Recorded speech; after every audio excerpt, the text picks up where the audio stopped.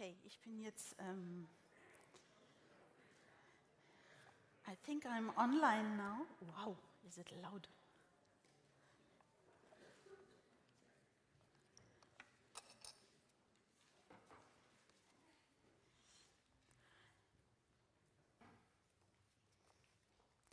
Maybe someone can close the door, please? Okay.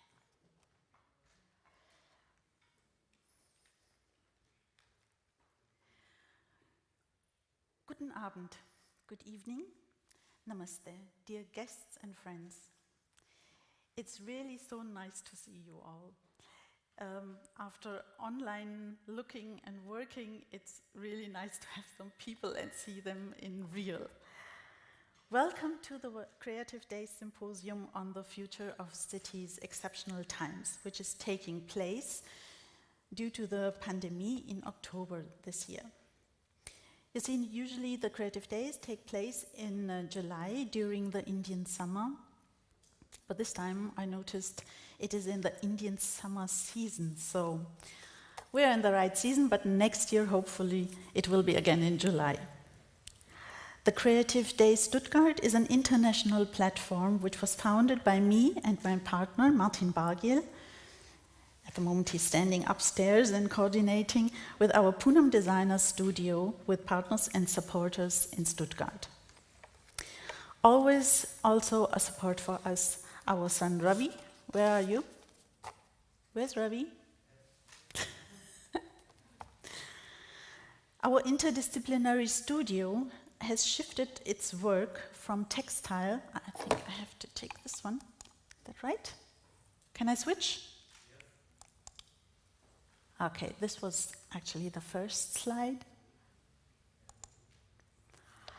Our interdisciplinary studio has shifted its work from textile and graphic design to product, interior, communication design, research, installations, curation, and events. And we follow the slogan by Eliel Saarinen, who said it perfectly, and which you will also find at the back of the bookmark. Always design a thing by considering it in its larger context. A chair in a room in a house in an environment in a city plan. And so we started thinking about an international platform which would promote an exchange in design, arts, architecture, and urban planning in Stuttgart. One part of it, it's always Mumbai, as it is the twin city of Stuttgart, and I wanted a bridge to India because there are also amazing things happening there regarding architecture, design, cities. The Creative Days consist of a symposium with lectures on the future of cities and different design events. Usually we also have a warm-up event at an architectural office. In the last year we were guests at Atelier Brückner, Blocher Partners. This year we would have been at Ippolito Flights Group, but we'll do that next year. So we are very happy that at least the symposium can take place, and this year anybody from everywhere can follow the symposium because we have a live stream.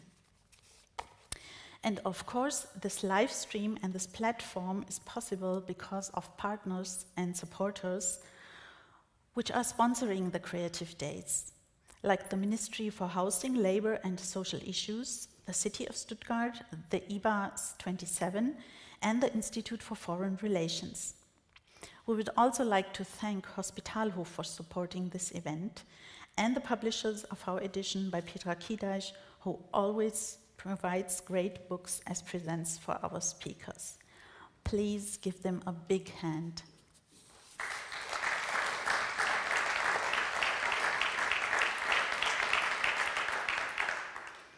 Since 2016, we had great speakers like Anigat Bhagwat, Stefan Benisch, Arno Lederer, Samit Padora. We always invite an architect from Mumbai, which unfortunately is not possible this year, but we have produced a short film, a video. Rupali Gupte has recorded her lecture, and it will be shown as third lecture tonight. Now I would like to welcome our speakers of the evening. First, Shirin Brückner, Architect CEO, Atelier Brückner. A warm welcome to you, Shirin.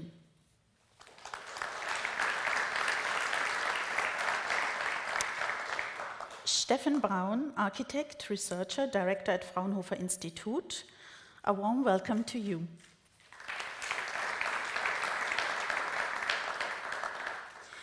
Rupali Gupte, Architect, Urbanist, Professor at SAA, Mumbai. I think she's watching us. A warm welcome to you. This is for you, Rupali.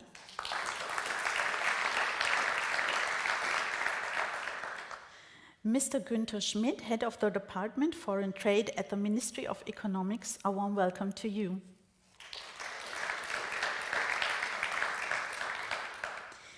Professor Dieter Ley from the University of Applied Sciences in Darmstadt was our guest speaker last year at the Symposium.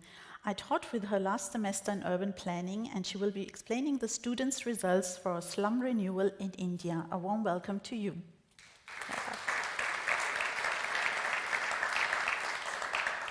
And I would also give a warm welcome to Ms. Dobrich, Head of the Indian Honorary Consulate.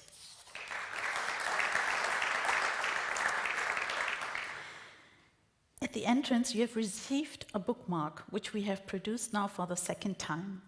The idea came up because we're working on a book in which you will find interviews and thoughts by designers, architects, urban planners, professors, directors of museums, and a few essays by me. It's a book about the design, architecture, and future of cities.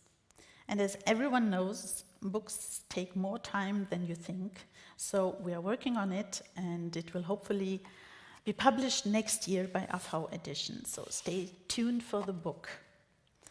Now, I would like to hand over to Mr. Schmidt, who will give you the welcoming speech, and after that, to Dieter Ley. Please.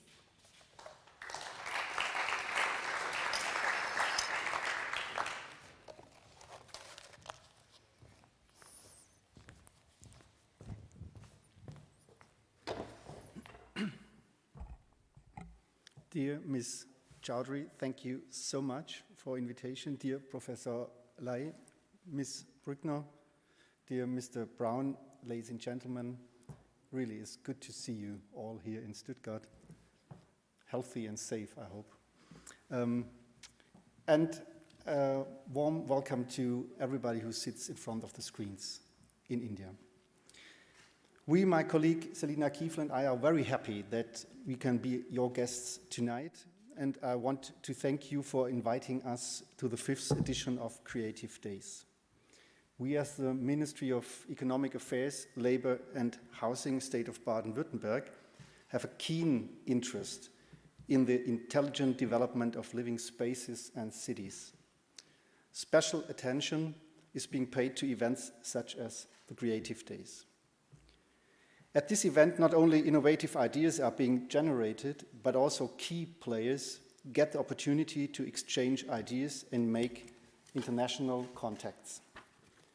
I'm very pleased to see that the Creative Days have such a broad and varied program.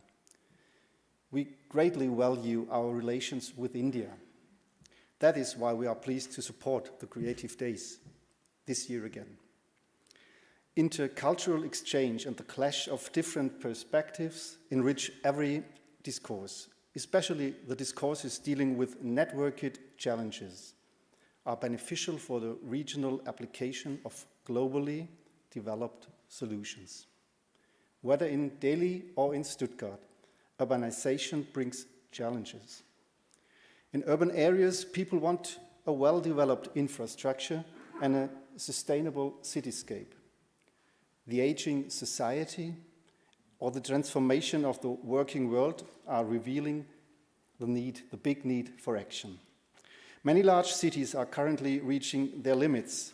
On the one hand, they need to deal with the scarcity of resources in the best way possible, and on the other hand, they need to be proactive in integrating and driving the digitization process forward.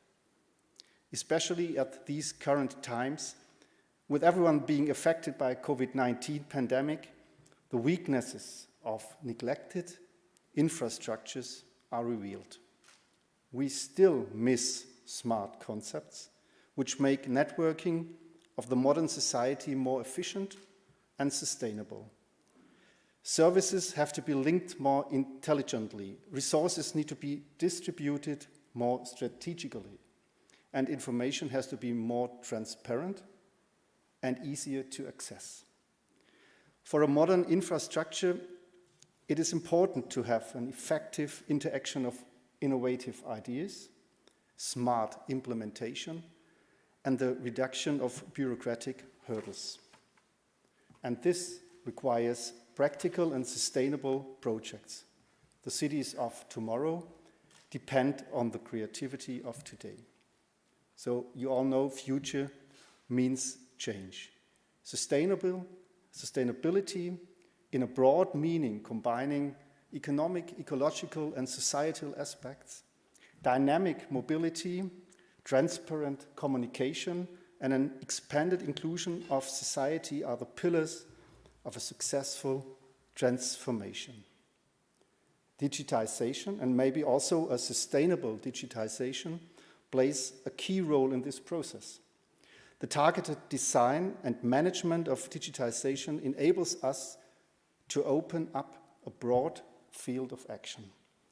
And in this field of action, the cooperation of central actors and stakeholders in urban development is of really great importance.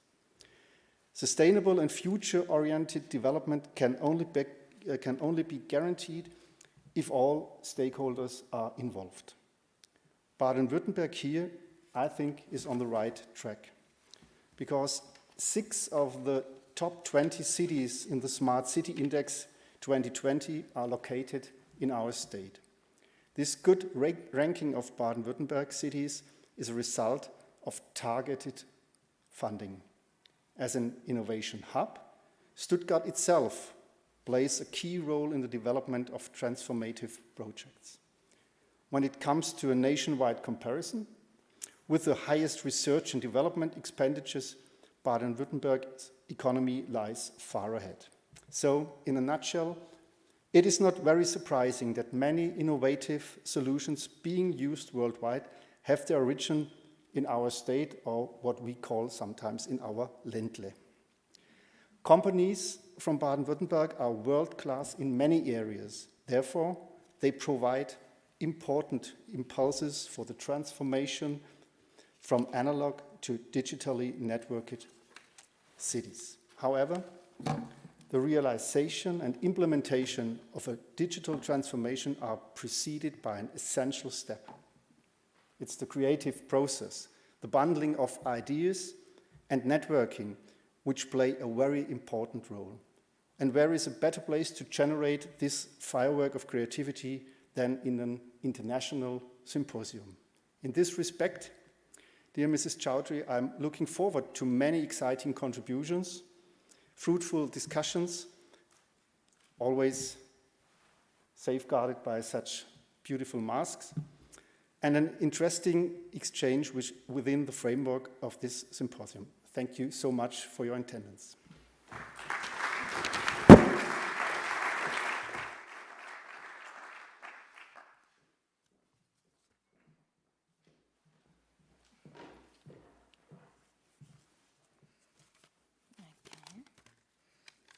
So, good evening, ladies and gentlemen. Also from my side, I'm happy to be here, really offline and not online. And first of all, I want to thank Mrs. Poonam Chowdhury to help us this semester with our project in India. Actually, before we wanted to do this project together with an Indian university, but because of the lockdown, everything was cancelled more or less, and we were more than happy to have Mrs. Chowdhury with us, teaching with us, especially with her insight, input from the Indian culture and really deep inside knowledge of the Indian culture. Well, the question, of course, is we are talking today about the future of cities, and of course we could ask, why do we talk about slums? Because our project was a slum renewal. But I think if we look worldwide, the slums actually can determine the future of the cities. We have an extreme shift or move inside the cities from the rural population, which is in the world much more than what we experienced in the 18th, 19th century in Europe because of the industrialization. But now in Europe we have around 70% of people living in the cities, and worldwide it's around 50%. But it is calculated or said that in the year 2050 the urban population will double in the world. And if we see these numbers, especially with a close look on India, we can see that in India almost 70 million people are living in slums or informal settlements. And in Mumbai only, it's 41% of the population of the city living in slums. So almost half of the city is more or less informal settlements.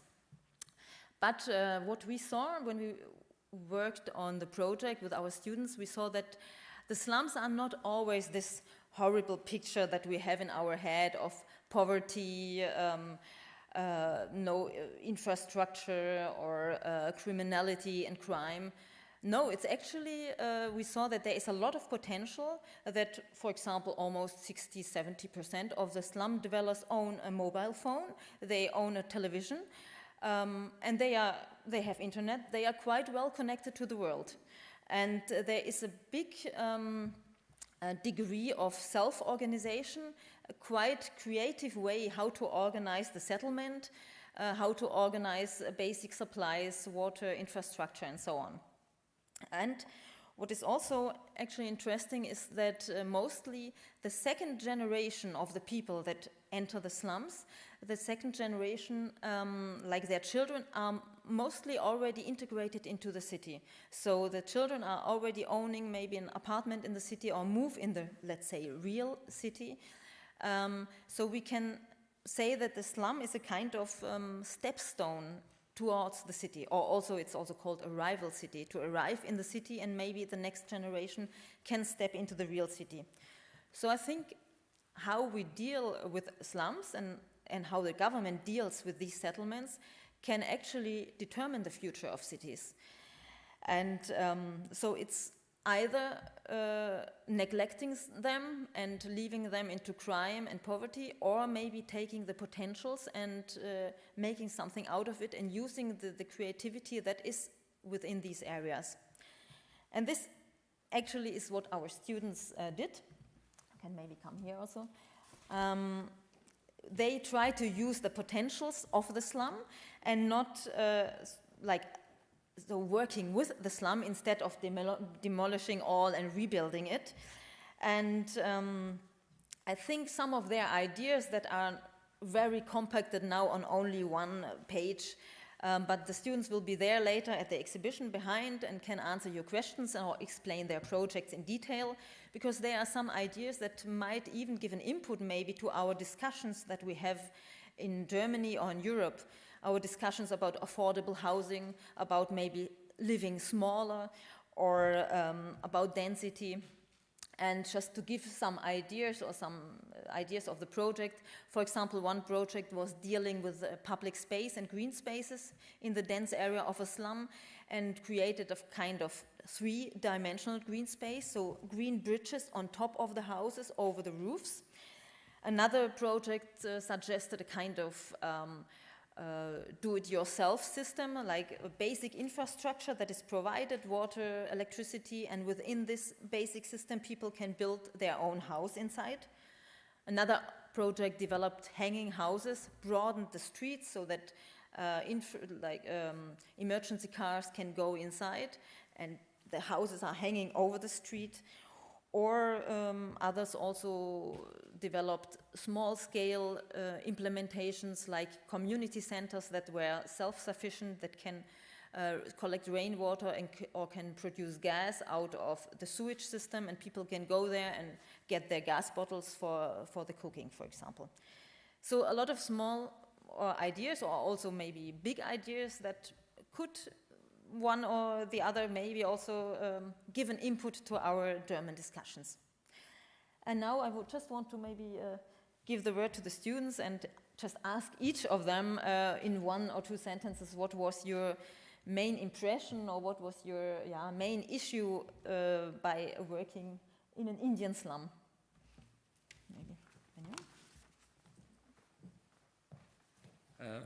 First, when we got the project, I watched a few videos of interviews of slum inhabitants, and I was a little bit scared and also interested because the families look so happy in small huts, and they talked that they were so happy with their family and their neighborhood, and so I decided to look closer and watched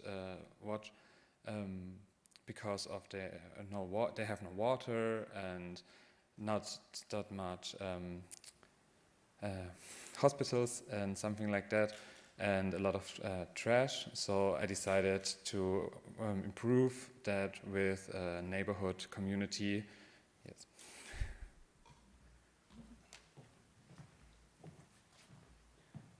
So what particularly impressed me about the project is that in a seemingly unsolvable situation, there's nevertheless a chance for better care, so by using local potential.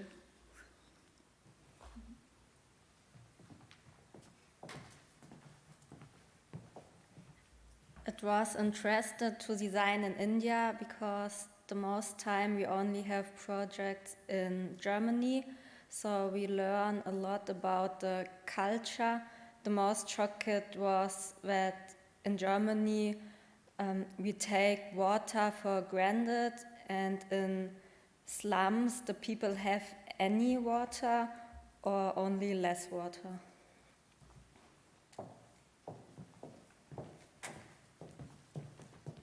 For me, it was really interesting to learn more about the Indian culture and also the way of living in India and also slum areas.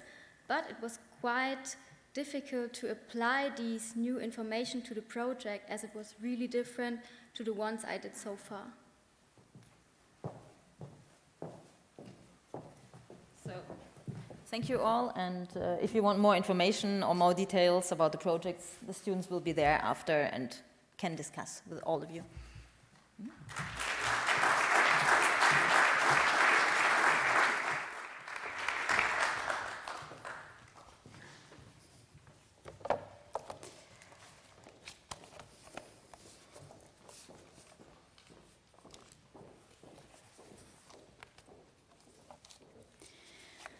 The task of the cities is a big one, especially in these days. We see what's working and what's not. When we talk about livable cities, we mean that urban life is livable for the citizens. Cities are influenced by the history, the people, the infrastructure, mobility, architecture, and more. But the cityscape nowadays is more than ever marked by the concepts of urban planners, architects, investors, political decisions, mobility concepts. I would like to remind you of the civil engineer Serdar, who shaped the district of Barcelona, the Eixample, with his urban planning. He actually focused on the key needs, for example, the need for sunlight, natural lighting and ventilation in homes, the need for greenery in people's surroundings, the need for effective waste disposal. His idea of planning houses with cutting the corners so that the carriages could drive fast around the corner led to meeting points for the people. Maybe we have to look sometimes back for good concepts and adapt them for the future. So how can we thrive cities? How can we make them resilient? How shall we shape them so that the city can provide, for example, tolerance, social culture, good health, and a balanced mobility for us people? Is it good to think in vertical or horizontal growth in the cities? Or is the idea of Bjarke Ingels of floating cities in the water with containers a new way of transforming cities and providing more housing? The tendency now that the shops are closing in the city centers and people can't afford to live in the city because of the monstrous rents of apartments is a very dangerous development. A city, like Frank Sinatra sang in his song, New York, New York, a city that never sleeps. A city is marked by its urban life, its lights, the nightlife, the different people. It's a melting pot for impulses, culture, meetings, and more. And every city has its own smell. When you land in a certain city, It will welcome you with its own smell and will leave you with its memory. When I land in Delhi, I feel home, because it's the blend of spices, materials, food, environment, climate, which I know from my childhood. Growing up here and crossing a bakery in Stuttgart, I smell the familiar aroma of brezels and bread. So we are connected with our 5 senses to a city. In Italy, you pop into a cafe and drink your espresso in a few minutes at the bar. There are rituals, the urban life, the range of shops and more, which shapes the mind and the soul of a city. Some remarkable urban design you can find in India. When I stay at my cousin's place, there is a small park in her district where people can go for jogging, walking, or just sitting. It's a small oasis of peace in a city full of noise. In Stuttgart, there are small interspaces which are not used well. What a pity they couldn't be transformed into green urban places, meeting points, or some other useful interventions. It's time that we shape the cities and not forget that smart cities are not the only way of positive solution for the citizens. We need to understand how design, spaces, architecture influences our ways of moving in a city. We need to understand and identify unseen systems that influence our health and well-being, because without health, there's no life, as we can see. So there's a lot to do, and in my opinion, we need to have advisory boards for the city with interdisciplinary teams with designers, architects, urban planners, sociologists, researchers. Only then we can find good solutions which will shape the livable city. So that is why we have founded this platform, to bring together professionals from different disciplines to talk about the future of cities and to initiate projects. I'm pleased to announce now the speakers, Shirin Brückner, Stefan Brown, and Rupali Gupte with her digital lecture, and would like to give you a short introduction into the speakers. The first is Shirin Frangul Brückner. She's born 1967 in Baghdad. From 1986 to 1994, she studied at the universities Karlsruhe and Stuttgart and holds a diploma in architecture. From 1989 to 1993, she was student assistant at Swiss American Architects in Zurich and Mühlhausen und Partner. 1994, she worked as employee at 4A Architekten in Stuttgart. From 1994 to 1999, she worked as an independent architect in turnkey construction. Since 1997, she is the founding partner for Atelier Brückner in Stuttgart. 2015 to 2019, she was in the University Council. From 2020, she's one of the members for the advisory board for the CreativeDays. And she's founding shareholder and managing partner of the international company Atelier Brückner, working worldwide. Atelier Brückner creates scenography by visualizing content and messages and turn them into narrative architecture for museums, brands, and exhibitions. With a team of about 100 employees, they work in Stuttgart and in Seoul. Stefan Brown is the Institutdirector, the Director of Research Center Urban Systems Engineering. In 2009, Stefan Brown graduated with a degree in architecture and urban planning at the University of Stuttgart and exchange studies in Tampere, Finland, and Buffalo in the USA. Stefan Brown is co-founder of the Fraunhofer Morgenstadt-Initiative and since 2016 a member of the board of directors and head of the Research Center Urban Systems Engineering at the Fraunhofer Institute for Industrial Engineering, IAO, in Stuttgart. His unit consists of 50 plus researchers who have academic and professional backgrounds in the fields of engineering, urban planning and infrastructure management, computer science, as well as business and social science, together designing innovative systems solutions for future cities. Rupali Gupte is an architect and urbanist based in Mumbai. She has a master's in architecture with a major in urban design and a minor in architectural theory and criticism from Cornell University, New York. She's a co-founder of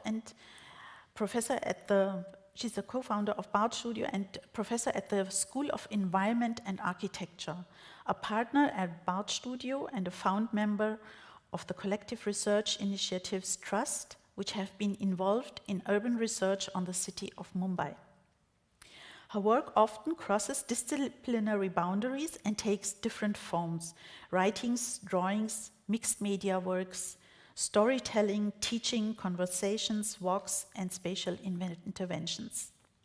This includes extensive research on contemporary Indian architecture and urbanism with a focus on architecture and built environment, tactical practices, housing, and urban form.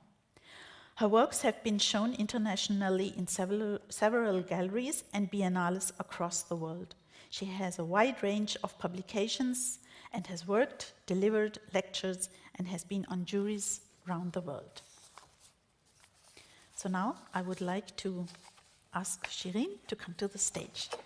Thank you.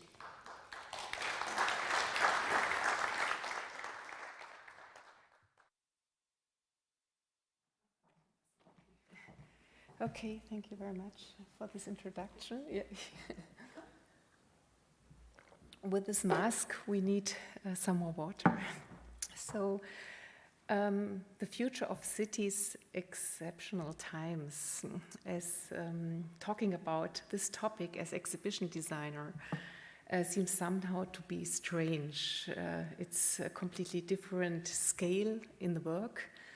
We are concentrating on not on large-scale city development, but I was wondering what can I contribute to this topic of the future of cities. I was asking Poonam, what shall I say here? But basically I thought I will talk about exceptional times and I will talk about changes in design which are necessary and which are evolving due to new upcoming challenges at the moment. And this is not only valid for the future of cities, this is valid for all design tasks, from not depending on the scale. And there's no difference on the scale. There's no difference in expectations in designing projects with relevance for people and who are experiencing all these spaces. Gibt's da irgendwo ein? Okay. The concept of design has radically changed in our time, because the relevance and the scope of design has changed. The question of a new expanded perspective for design is omnipresent in the view of new ways of working, increasing digitalization, new politic and economic challenges, environmental and social issues. We think in our office that content is generating ideas. That influences all spatial design. It's a holistic design approach which interweaves content, key messages, exhibits, spaces, architecture, cityscapes, media, graphics, light, all design disciplines. For design processes in general, this means increasing complexity and a multitude of additional fields of competence. The new definition of the concept of design implies a shift. The focus is no longer on the visual, on the designed product, but it's on a process, on the previous act of the creation as a comprehensive whole. For us, design is a process of developing, a process of participation. It's a process of creativity. It's a process with its own Schreibfehler, dynamic, and a process of mediation. This new design as a comprehensive networked process is the central approach in our design philosophy, in our work. the museum and as museum and exhibition designer, we are confronted with really very different topics and tasks and challenges, but it's always about the same. It's presenting content and it's conveying this content to a visitor in a very eventful and exceptional way. For that, we have established an interdisciplinary work and design approach in our philosophy. There's this ongoing discussion on good design, on sustainability of design, not only in city design and in architecture, but also in exhibition design. And from our definition, this is based on the triangle of suspense. It serves the interface between space, object, and the addressee, the recipient, the visitor, the user, and the participant. Sustainable design is relevant for all scale of formats, for the future city, and also for single product design. I want to somehow talk about this design process from 3 different or 4 different perspectives. I first want to talk about the content, because according to our philosophy, relevant content is one of the drivers of the sustainable design solutions. And it's reflecting topics, it's making concept and content accessible in a very playful way. As an example, there's the former Braun coal mine in Alsdorf near Aachen. Probably nobody visited this ever, but this Energetikon offers an experience-orientated media stage exhibition. It's a science center about the subject of energy supply. So we are talking about content, sustainable content topics.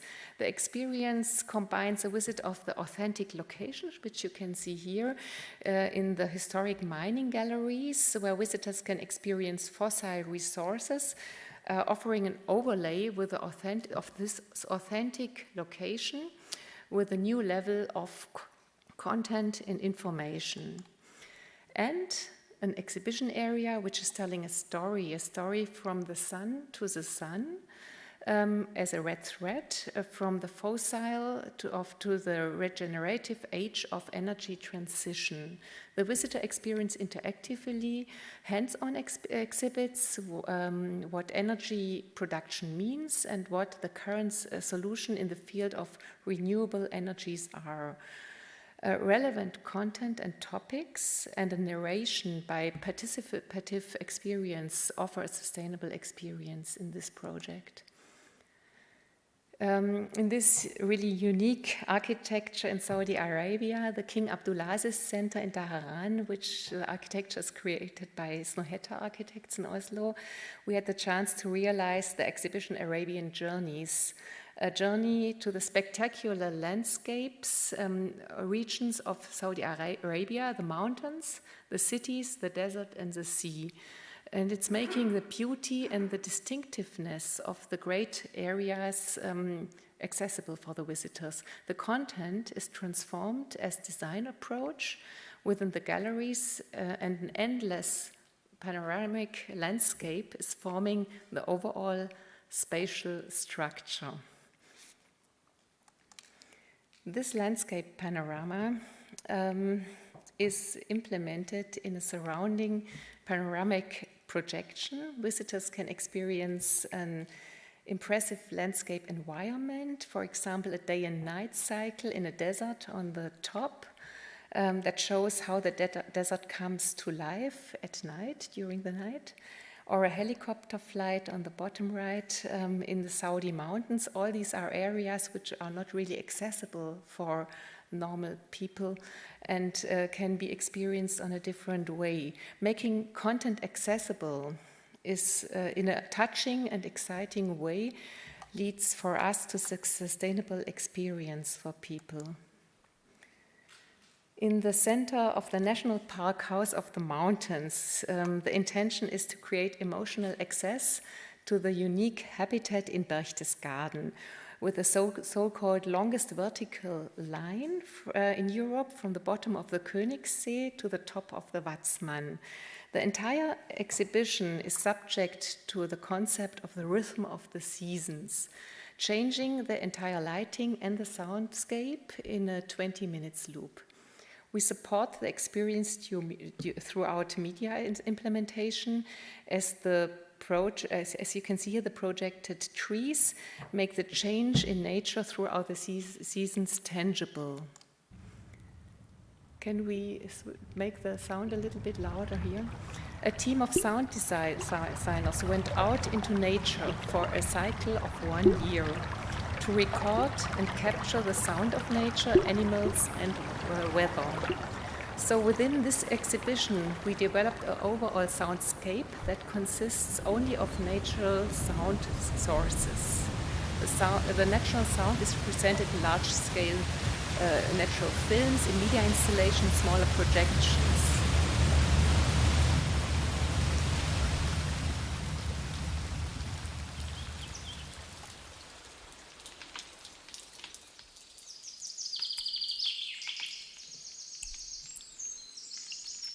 Designing out of this existing resource is for us an appropriate and a sustainable solution. After looking on the design process from content perspective, talking about architecture, we think that sustainable architectures take the authentic place into account and allow a dynamic development and a change throughout the time by users. An example is the Wagenhallen in Stuttgart. Probably everybody knows this here. A historic locomotive shed that was unexploited for many years and was only revived through a takeover of so-called subculture, artists, performers, event organizers. And this was basically the reason why, for the politics to see the potential of this constellation, of this authentic place with the newly created uses.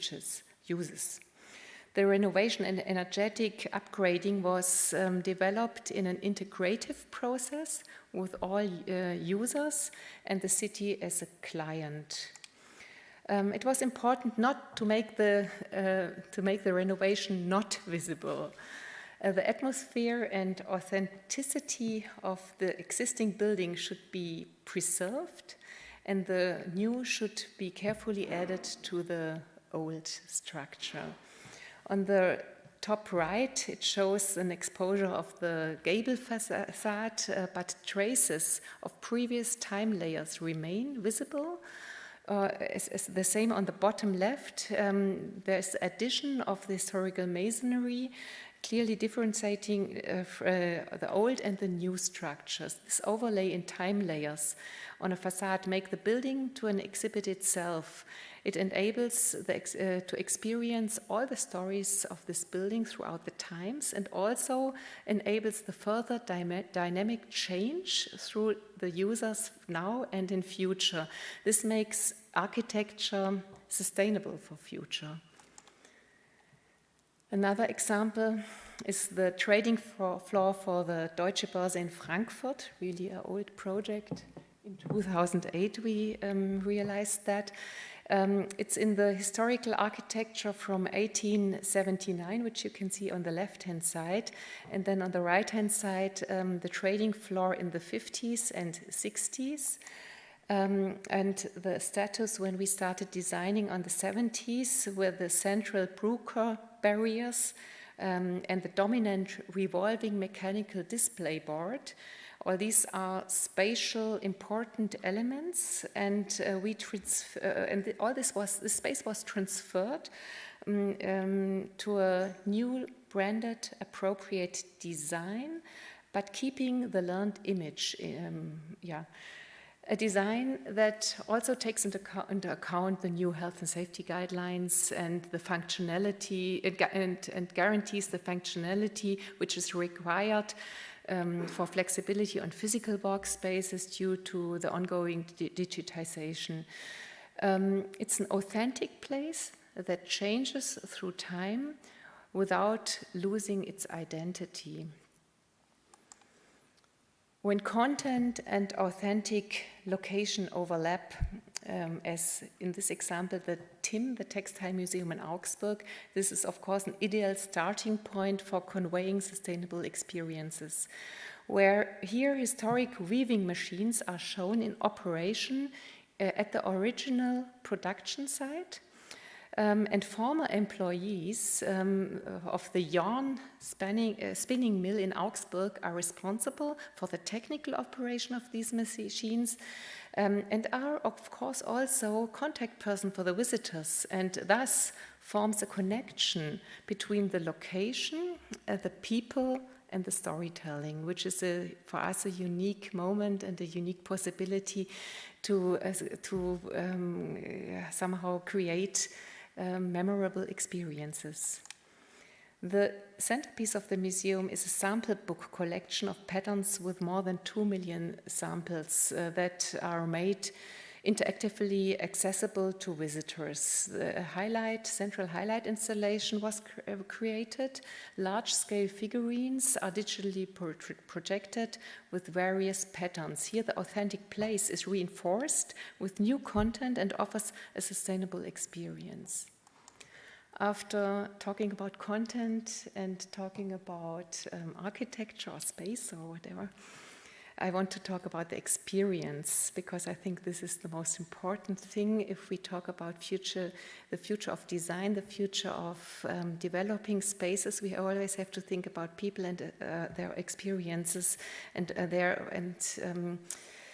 for me, the design of the future should create from a long-lasting experience in an interesting and adequate storyline, and corresponding design approach that manages to convey the content to the visitor in an emotional way and in an appealing way.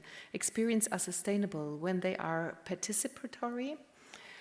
For example, when the visitor can identify with the content, can interact with the content, and are somehow addressed personally. And as a project where participation and integration was base for already in a very early stage of the concept development is this project Dialogue with Time. It was a temporary exhibition in the Museum of Communication in Frankfurt and is now as a permanent exhibition in Hamburg. And the basic idea is that Dialogue with Time, that senior guides, first of all, we had to define what is the senior guide, and we defined over 70 years of it. Lead the visitors through the exhibition, and an exchange between different generations take place in a personal interaction. Spaces are created to enable this participation. So if we now talk about future cities, maybe we need to talk about spaces enabling participation and interaction. Like, for example, on the right-hand side, on the top, the big blue table where a group of visitors can gather and talk about different ideas about life in old ages. A participatory moment for everyone when visitors choose an ideal picture, like this boy on the bottom, with their imagination of life when they are old, and then explain what they see in this picture and what are their dreams for these upcoming times. Stories are told here also through personal, addressing the people on a personal level, such as this story of this elderly woman who met her new love in internet on a new platform. Sound? Okay, in the internet you have to search. It took me several weeks. But then I actually found somebody.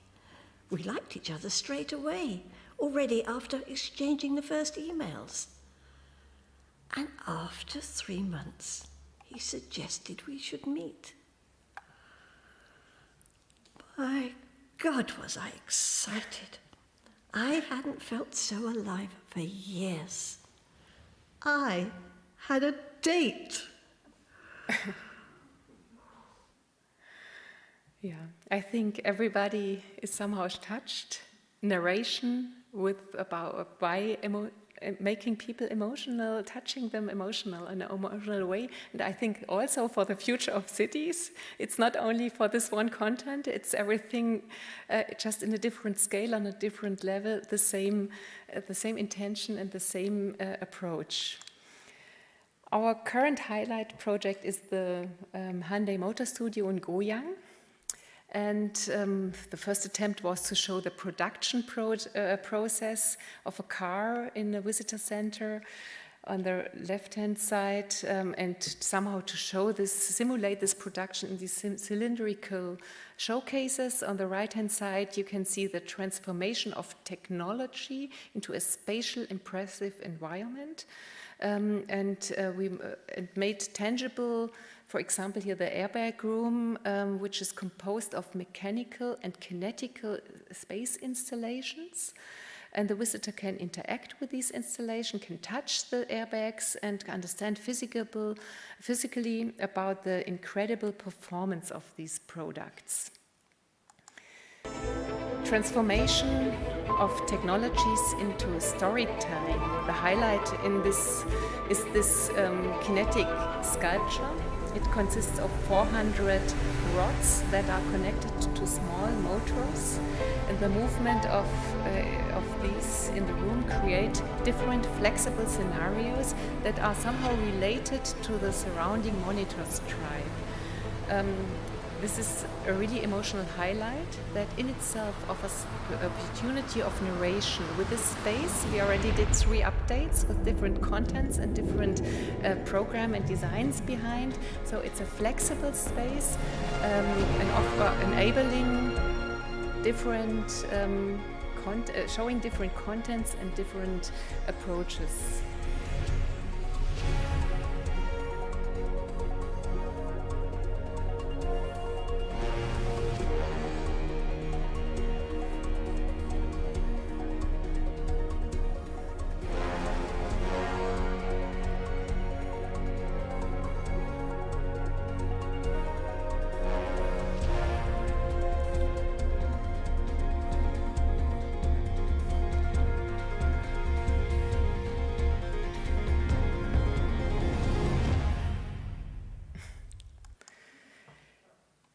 Talking about sustainability in design brings me back to future solutions for future cities and how this can be displayed in new exhibitions and museums.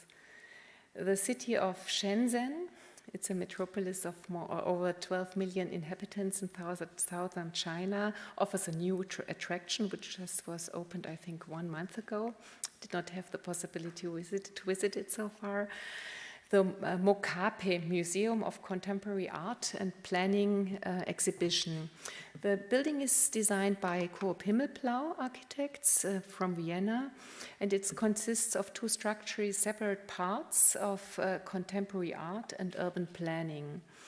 Shenzhen basically is one of the fastest growing cities worldwide, and since the late 1970s, and the today megacity was not more than bigger than a small village in the 70s. So in just a few decades, it developed to a metropolis of millions, and basically this city is a high-tech center, which is electronically based processes ranging from public transport, from garbage collection, personal identification, and all this is the content of the exhibition we are somehow showing to the visitor and trying to explain to the visitor. The overall content is Shenzhen is vitality, and we somehow explain this through a triple narrative of urban co-living, urban co-building, and urban co-thinking. The first floor focuses on Shenzhen's natural ecology, human life, and the related functional zoning and basic planning. It's reflecting the vitality of nature and life. The second floor focuses on Shenzhen's strategic and innovative planning. It reflects the vitality of planning and urban growth. And the third floor highlights Shenzhen's reflections and outlook in history and future. in the global and the greater Bay Area in reality and imagination. All floors are connected by the Shenzhen lens, an impressive multimedia installation with a diameter of 15 meters. It is located in the atrium, which somehow measures the entire height of the building. And the Shenzhen lens summarizes the content of all 3 floors and all 3 subjects, and visualizes also the planning process of a cityscape. It consists of 3 levels that are structured like an architect's sketch paper. The first level relates to the basic landscape structure of Shenzhen. The second level shows how the city was formed and embedded in nature.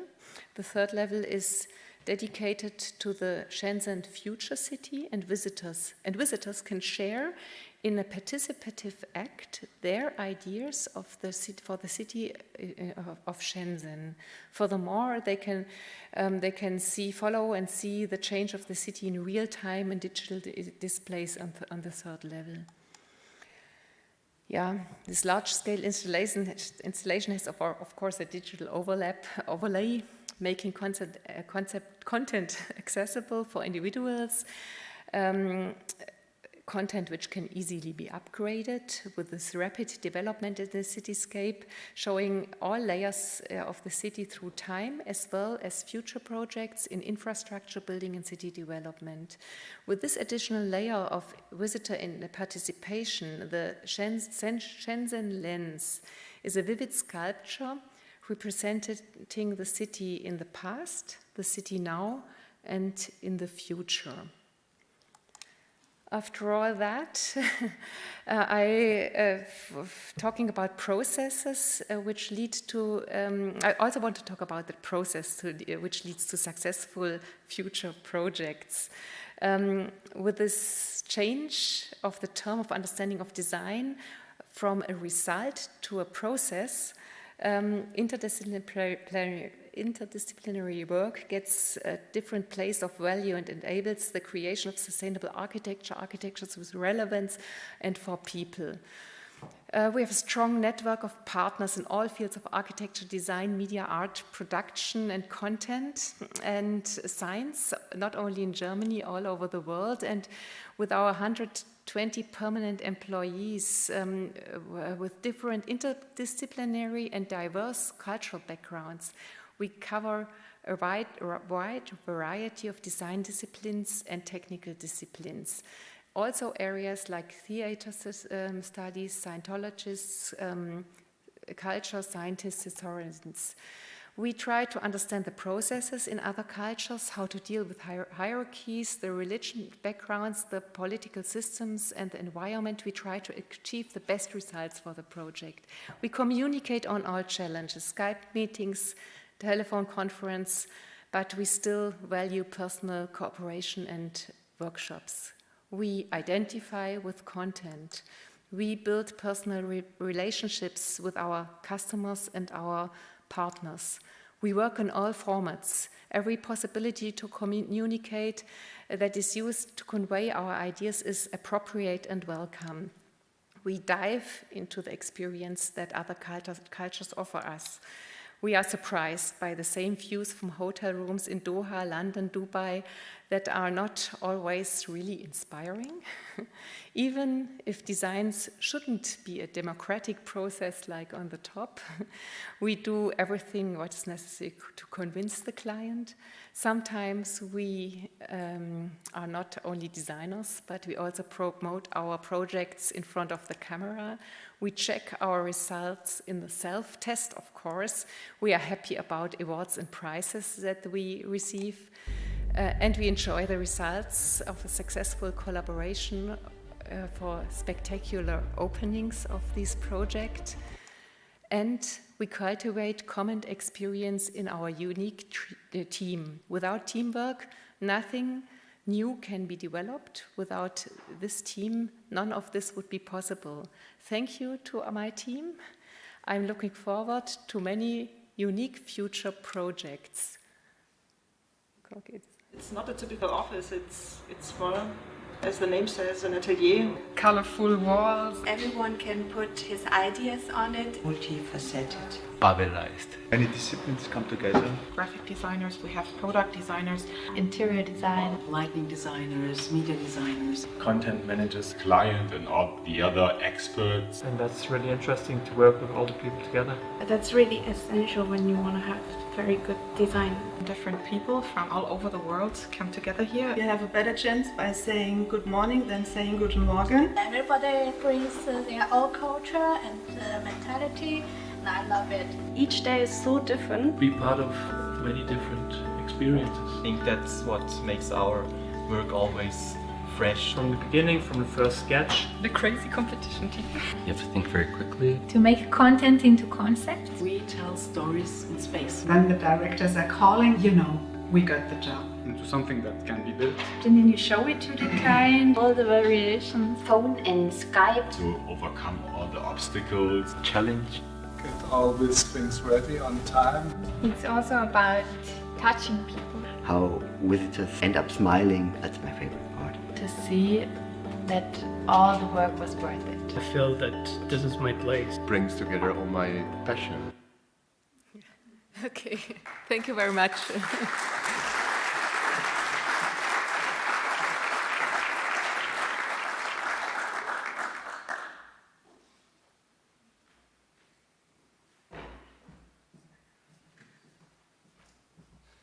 So, good evening from my side. My name is Stefan Brown. Actually, I would really like to apply to Atelier Brückner tomorrow, so it was really a great ending from your lecture, and of course a lot of really great projects. So what I would like to contribute for the discussion maybe today or for this evening is maybe a little bit more from the way, as you have heard, from the applied research. So I started working as an architect, and then I switched, you can say, to applied research. And that's where I spent the last decade, over 10 years right now at Fraunhofer here in Stuttgart, but also working on a lot of interesting, challenging projects in, let's say, to solve the question, how does the city of the future look like? And of course, what kind of challenges and problems we have to address today to pave this way, and of course, maybe also come closer or be faster in achieving the overarching vision, of course, on sustainable cities, on livable cities, and of course of cities which are managing, I would say, the future challenges as we are dealing at the moment, for example, with COVID-19, to understand, okay, how can we change cities, make it faster and, of course, more adaptive to this change. And this is, I would say, a tricky hard point, because as you can imagine, if you look outside or if you experience your personal living environment, cities are one of the slowest changing organisms we have actually on this planet, you can say. Of course, they're natural formation and so on, but when it comes to these man-made formations and infrastructures, as you can call a city today, it really takes so long to evolve, to change, to adapt, and of course, we're talking about centuries here when it comes also to this, I would say, pretty close challenge of solving climate change, solving the transportation change, and so on, within a few years or maybe a few decades. So just one slide to my personal role at the moment. So at the moment I'm happy to have a kind of a joint research center, you can say, with a colleague of mine, Florian Herrmann at the Institute, where we are covering, you can say, a lot of sectors on future city development, from a lot of mobility projects at the moment, urban systems in kind of general intersectoral aspects, to also the question, of course, how do we apply method from innovation management, you can say, to future city planning, for example. And this is also kind of very, of course, a broad field, interesting, a lot of dynamic work at the moment, working here in Baden-Württemberg, a lot of here in the region of Stuttgart, but also on international, national level, of course, and still, I would say, growing and challenging to work with. Well, to start with, maybe I'll just like from Poonam Chaudhry, the first statement you made on the example of Eixample in Barcelona, from Ildefons Server. So I think it's always, I would say, maybe or even crucial to understand how cities have evolved in the past and what we can learn from that. If you just look at this picture here at the moment, for example, it's maybe 120, 110 years old. I think it's one German city, I'm not sure of, it's not Stuttgart, definitely. But at that point, you see there are no cars, you know, you had a lot of horse carriages, a lot of mobility, you can say, a lot of foot pedestrians running around. You wouldn't maybe see only on the Königstraße 1 year ago in summer. but people were aching or really had enough of the problems of mobility, you know.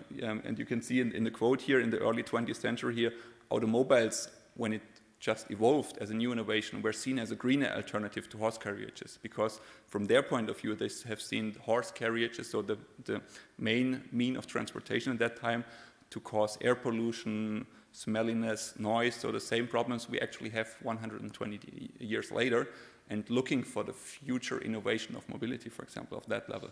So you can see that there are a lot of course, repeating pattern when it comes to solving challenges in the future cities development. When we just compare these two innovations, you can say more or less, on the left hand, the horse bus. So it was the first, you can say, innovation dealing with public transport. It was, I think, piloted in Paris in 1662 by the mathematician Blaise Pascal. It took 164 years to jump, you can say, from the first city where it was invented to the fifth next city, so in terms of innovation and diffusion of innovation.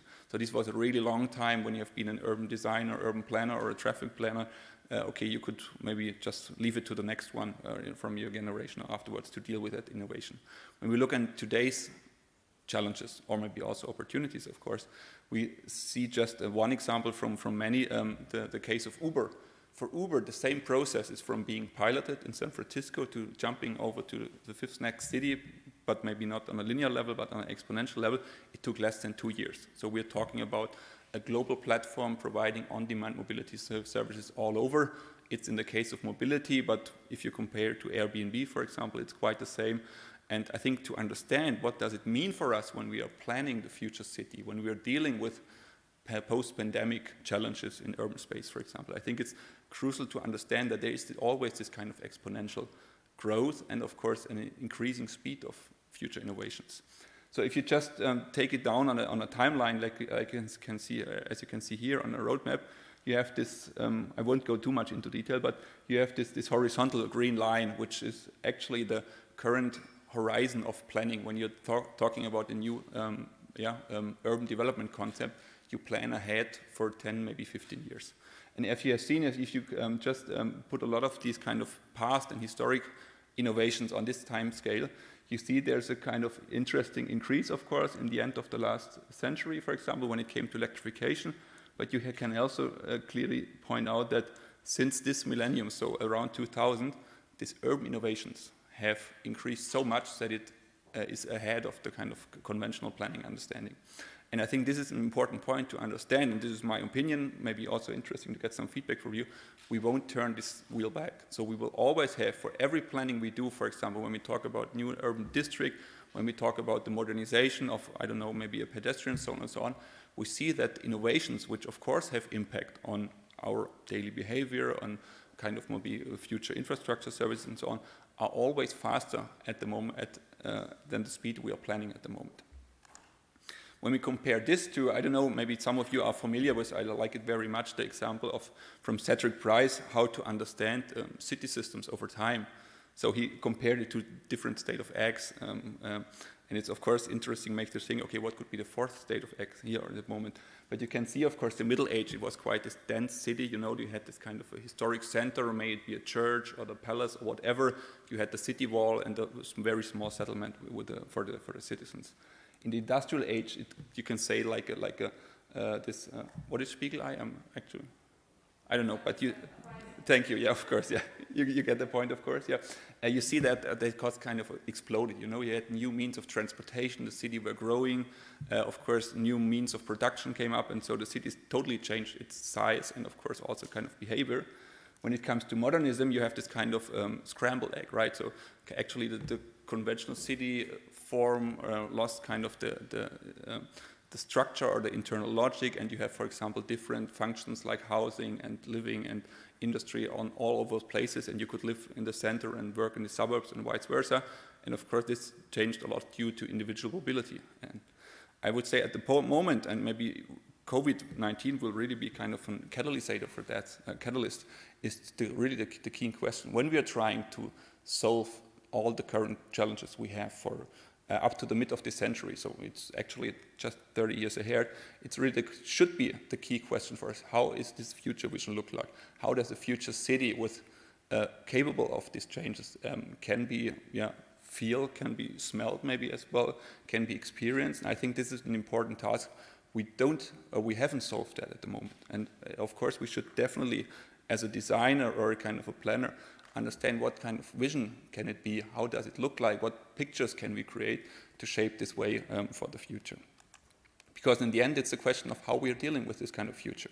And there are a lot of great examples. This is just a short selection of quotes I like very much, but for example, from Marshall McLuhan, which described quite precisely, I would say, still the current way of looking into the future. You know, we are sitting in a kind of a car and we have a rear mirror, and looking into the rear mirror, looking back to the way we already crossed, we try to understand how the road in front of us look like. And we are not sure if we have to turn left or turn right, maybe in the next level. But actually, this is the way we are perceiving, of course, time in most of the spaces.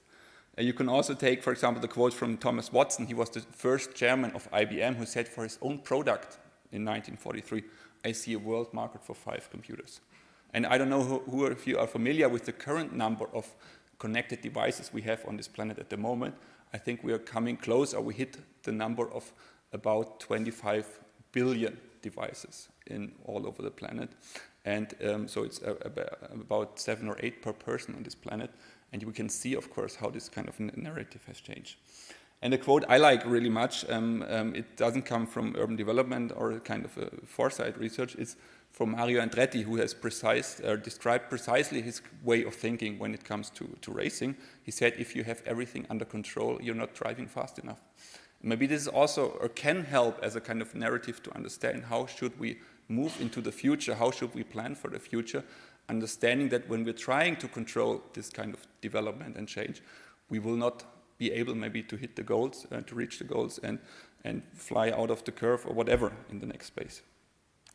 So what I would just like in this, maybe just 5 minutes or 7 minutes ahead, is maybe some outlooks what can be, of course, for this kind of future city development. And I'm starting with this picture, maybe some of you already are aware of, is not from the future, but more from the back, is about the 70s. It was one of the first impressions from NASA engineers and a lot of US scientists from Princeton and Harvard and so on to imaginate how can living in space look like. You know, it was 2 or 3 years after Neil Armstrong set his foot on the moon. And of course, they had this idea of large megastructures, as you can see, this kind of a torus-like, which is turning, of course, highly decentralized. But if you look in the forefront of it, this is what I like most, on the question, how do people live there? How does their housing look like? They came up with the idea, okay, there's a small bungalows, and you have, you know, your porch, and you can sit there and play with the neighbors, like you're doing at home, of course, or in Wisconsin or whatever. And it shows pretty much, I would say, the challenge to redesign and to think about future living aspects when it really comes to our own personal space.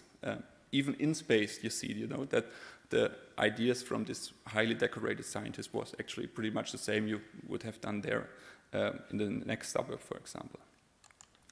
So what we have at the brink, you can say, at the moment of trends and development at the moment, of course, we see these challenges of automatization and digitalization of labor and work. So this is actually, of course, I think something what we are experiencing a lot at the moment with kind of a lot of connected devices. Of course, we see more and more automatization, maybe in mobility. There has just been an interesting pilot here in Stuttgart, I think last week or 2 weeks ago, where a S-Class drive itself into kind of a fully automated park house there, to demonstrate it at the same time in Phoenix, USA, there was approved the first fully autonomous driving service without driver at all. And we see, of course, we are in the middle of this process. We have challenges ahead, maybe thinking, okay, we can lose a lot of workplaces due to automatization. Sorry, maybe in hardware, so kind of robots, but also, of course, on the software level. But on the same page, of course, we should see a lot of opportunities to create new spaces, to understand, of course, how we can collaborate between artificial intelligence, for example, when it comes also to future planning of cities, but of course to understand where are new values and of course maybe new opportunities changing from one industry to another industry at the moment. And I think, of course, it's highly interesting for us here in Baden-Württemberg, being a very car-dependent industry, to understand what kind of future development there will be. When we're looking on a housing level, for example, also this is kind of a not so new example, but I like it still very much because it's quite precise. It's the B10 Active House, which was developed by Werner Sobeck and has stood, I think, some years, not anymore in the Weissenhof-Siedlung here in Stuttgart, but it was one of the first examples to come up with the idea of plus energy housing. So at the moment we are designing whole cities that are totally energy dependent. You know, we have to have a power plant somewhere and you have to supply the whole city with energy. When we're talking about new decentralized neighborhoods, there will be new houses, not all of them, of course, we still have a lot of built environment, but there will be houses which provide additional energy for its neighborhoods, for example, for the surroundings. Not for the whole day, but they can power itself, they can power an electric car, and they can power the neighbors when they need it. And of course, it can create new ways of managing energy, distributing energy, and of course, providing new services when it comes to e-mobility or smart grids and whatever. When we talk about mobility, I would say, of course, one of the strongest topics also which we have also experienced now during the pandemic, to see how public transport didn't have any chance to react because actually it was not safe using it, and there were a lot of course, worries of the citizens, and everybody got back to his own private car as a private bubble and so on.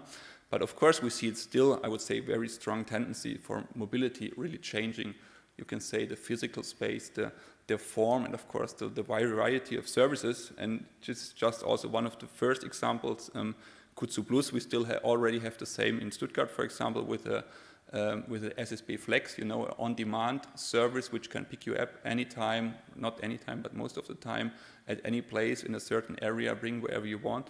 And of course, you don't have to wait, for example, for a bus or tram. And this is at the moment still a niche, but we can see that there's a kind of a change from long-term, heavily built infrastructures more to decentralized, fluid, dynamic offerings. Of course, which can also change the way of how we perceive mobility and, of course, how we access a city in the future. We should talk definitely, and this is a point and trend we don't have in Germany so much, but I see it a lot of in the international level, the understanding also how to supply our cities of tomorrow when it comes to food production, for example. This is an example from Montreal. It's already 11 years old. Lufa Farms was one of the world's first rooftop farms, 4,000 acres, I think it was, and it provided enough daily fresh vegetables for several hundred people in the surrounding. And of course, it's a highly decentralized and resilient systems. When we thought about, okay, this kind of Hamsterkäufe we had, and maybe now again, you know, when it's to the supermarket, we should really think about how our cities, of course, can provide these food demands on itself. Singapore at the moment is working hard on its vision until 2040, I think, to provide for a city of 5 million people, half of it on a local level. And it's a very dense city. It's not that they have large acres available, and they are managing, I'm quite sure, and they integrated it on a technical level, and they're using rooftops and so on. And I would say, of course, this is also a challenge where we can gain a lot of, if we understand how to integrate it in the current urban fabrics and use the space we have, for example, for these additional levels.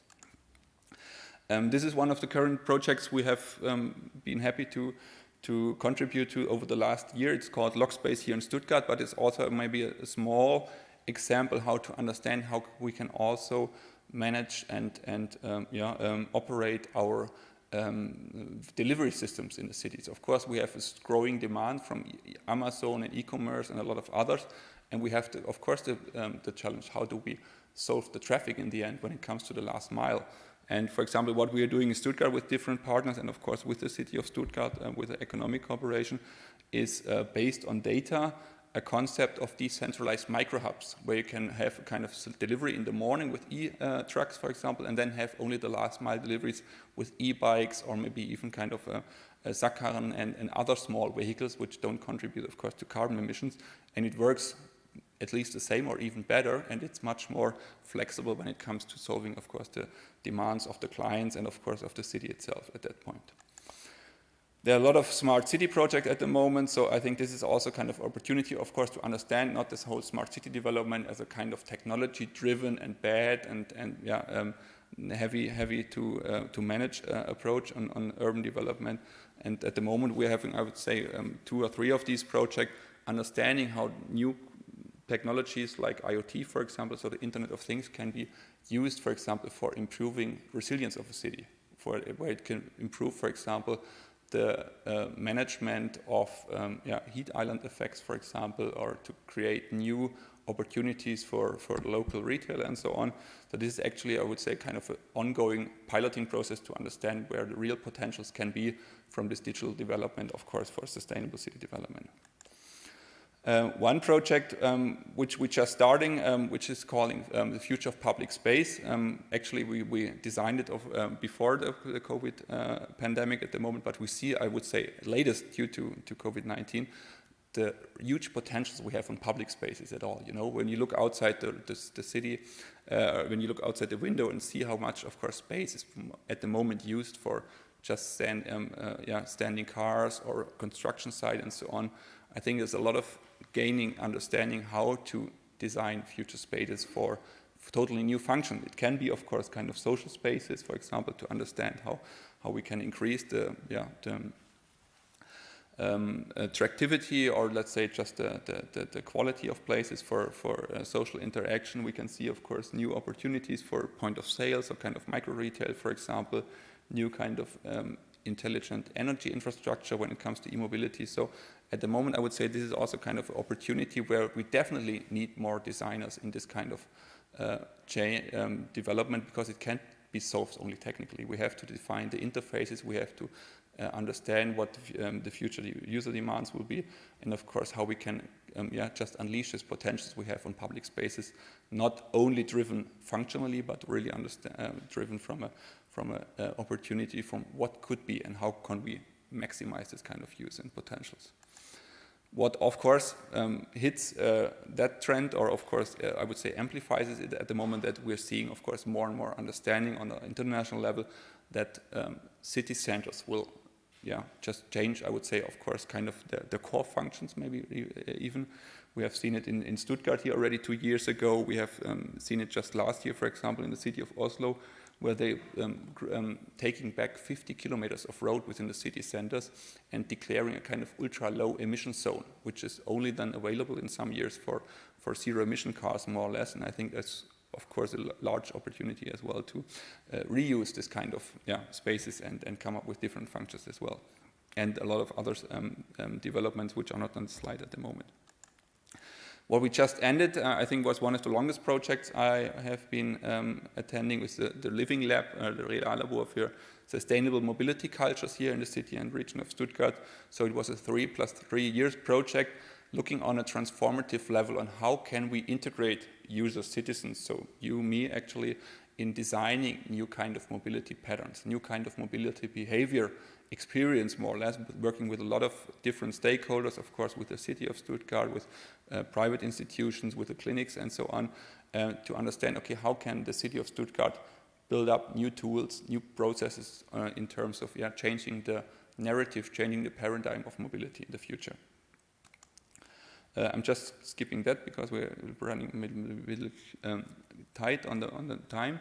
So I would say that's putting it on one picture here, the key challenge, and I think this definitely leads maybe to the later discussion we had, or we have already seen in a lot of great also slides and presentations, is the question, how do we combine a lot of expertise we're having? Just looking at Baden-Württemberg or looking at Stuttgart, there's so much expertise working on global international projects, having expertise in engineering, being world-class designers and urban planners working all over the world.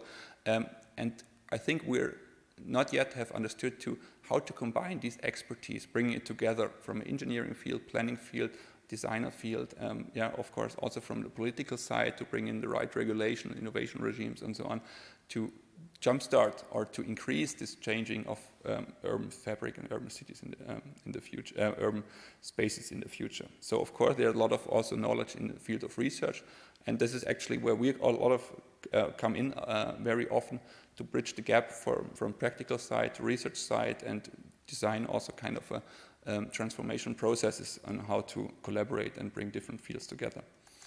So this is just a large outlook. Maybe also looking on that, what I like at the moment most is providing and developing new tools for urban innovation. It can be very digital-based tools, for example, when it comes to virtual reality planning, where we had a lot of great projects in the last years. Can come to small apps which provide new kind of data analysis and contribution, but of course still very physical. Of course, maybe up to now very physical tools and formats like co-creation workshops, makeathons, and so on, larger innovation festivals, which of course always bridge this gap, and I hope also in the future provide new kind of insights and new support for urban planning and innovation processes. So ending from my side, you have already seen this quote. I would just like to repeat maybe should be the question for the future. How can we lose control at the right point, increasing speed, and of course still managing to move forward and to go in the right direction? So thank you very much.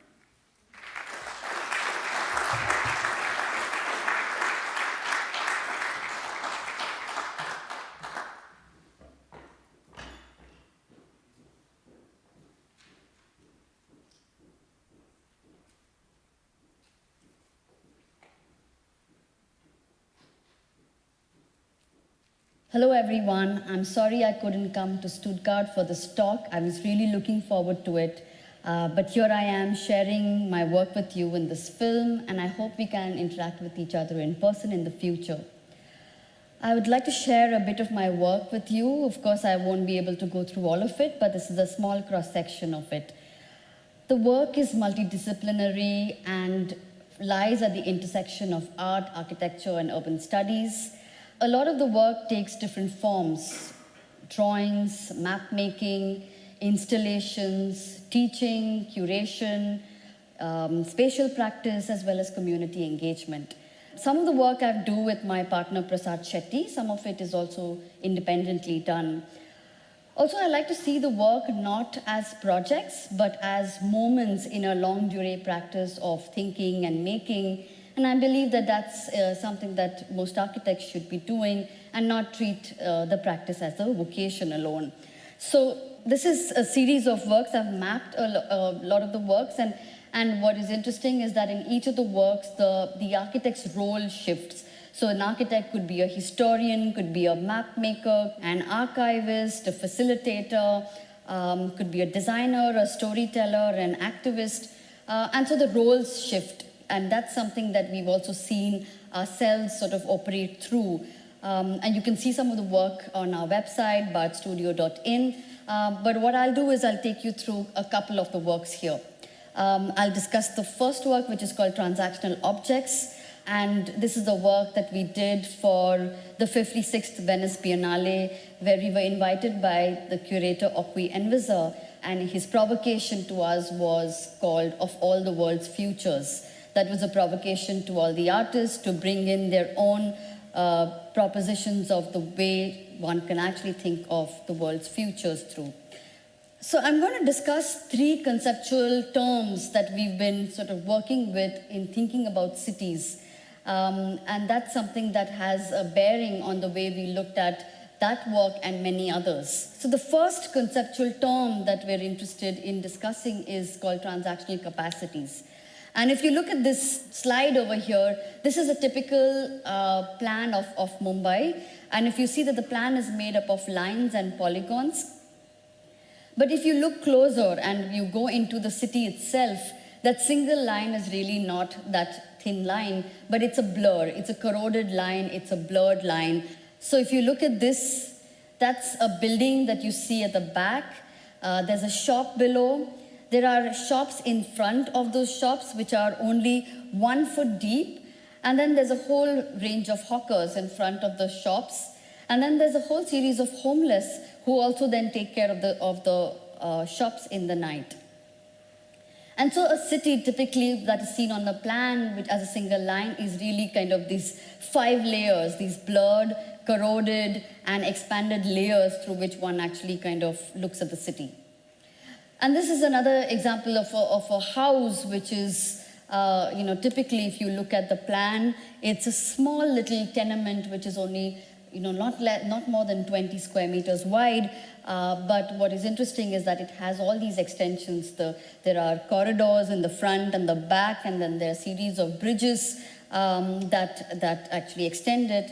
And you'll find that, lot of life is led in those extensions. So the house is really not that small property, which is 20 square meters, but it's all of those extensions. So you'll find that people spend time on the bridges outside. In the corridors, you'll find a lot of objects lying around where at some point people don't even know how long these objects have been there. This is orphan furniture, which is almost used by everyone and becomes the commons. This is one of the units where you have this old couple that has been living here for years. The old gentleman here has been ill for 3 years. But the fact is that he can lie there for 3 years because of the configuration of that form. The house is a porous entity where people walk in and out, and in the absence of social security, it's these forms of communitarian assemblies that actually kind of give solace to people and allow them to live their lives. So this is the back of that house, and it's a very interesting detail. You have the kitchen cabinet, this green cabinet that you see, has a shutter that shuts the kitchen cabinet at one point, but also the outside door at the same time. And it's the same that the door outside is only closed in the night. And that's really what shows you how porous the house is, that you do not require that form of security. You don't need to close the house through the day, and you have people, peeping into the house and waving out to people within. And the same unit also works between the living room space and the kitchen space. And that's where you really kind of see the house actually kind of not being that small unit, but all of it, the entire building becomes the home. This is a self-built settlement in a part of Mumbai. And if you look at it, it's very interesting. You have a grocery shop below. You have an embroidery unit on the top. You have a worker's dorm at the owner's place above. And at the back, there is a unit that rents out utensils to make biryani, which is for a large festival. And these are so large that you cannot keep them in your small houses. And that's where people rent out these from. And there's also a library, there's a mosque and a community space, all of this together in this self-built settlement, something that's impossible to see in the formal parts of the city. And this is what some of these self-built settlements are being redeveloped into, this form of urban development, urban renewal that is creating these configurations of homes that have absolutely no possibility of interaction. And that's what we call transactional capacities.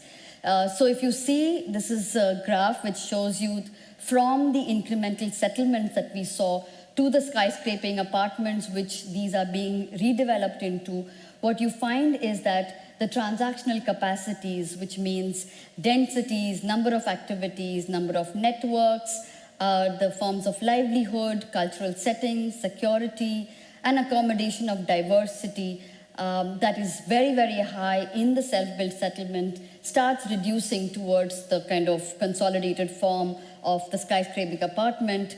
And what is also reducing is the degree of blur and the degree of corrosion that we saw. They're getting hardened and sort of consolidated. Whereas on the other axis, you find that resources are very, very high towards the skyscraping apartment, whereas the resources consumed by the incremental settlements were very, very less. And so, within this, you see, the idea of also transactional objects that we sort of started identifying. So, for example, you see this street vendor who tactically locates her shop within the compound wall of a building, and in some ways, creates a very interesting interface between the street and this building. And then, of course, there are these objects which are, the interface between the outside and the inside, which are also transactional objects. Or this, which is very interesting, there's a shop inside a shop, a typist shop inside a lawyer's shop. And this is something that is impossible for us to understand when we start looking at forms of thinking of cities through things like e-governance, GIS, where you require very clear ideas of lines and polygons, where there's a clear idea of ownership. But what happens when cities are led through these forms of kinship relationship, where there's one shop inside another? How do you even account for things like that? And really, it's something that for us to think about, that cities are made out of these kind of lived relationships. And then, of course, there's the 1 foot shop, which is a foot inside and a foot outside. There's shops that are located under staircases. That's another 1 foot shop. And then a cupboard shop. So these were things that we were interested in looking at.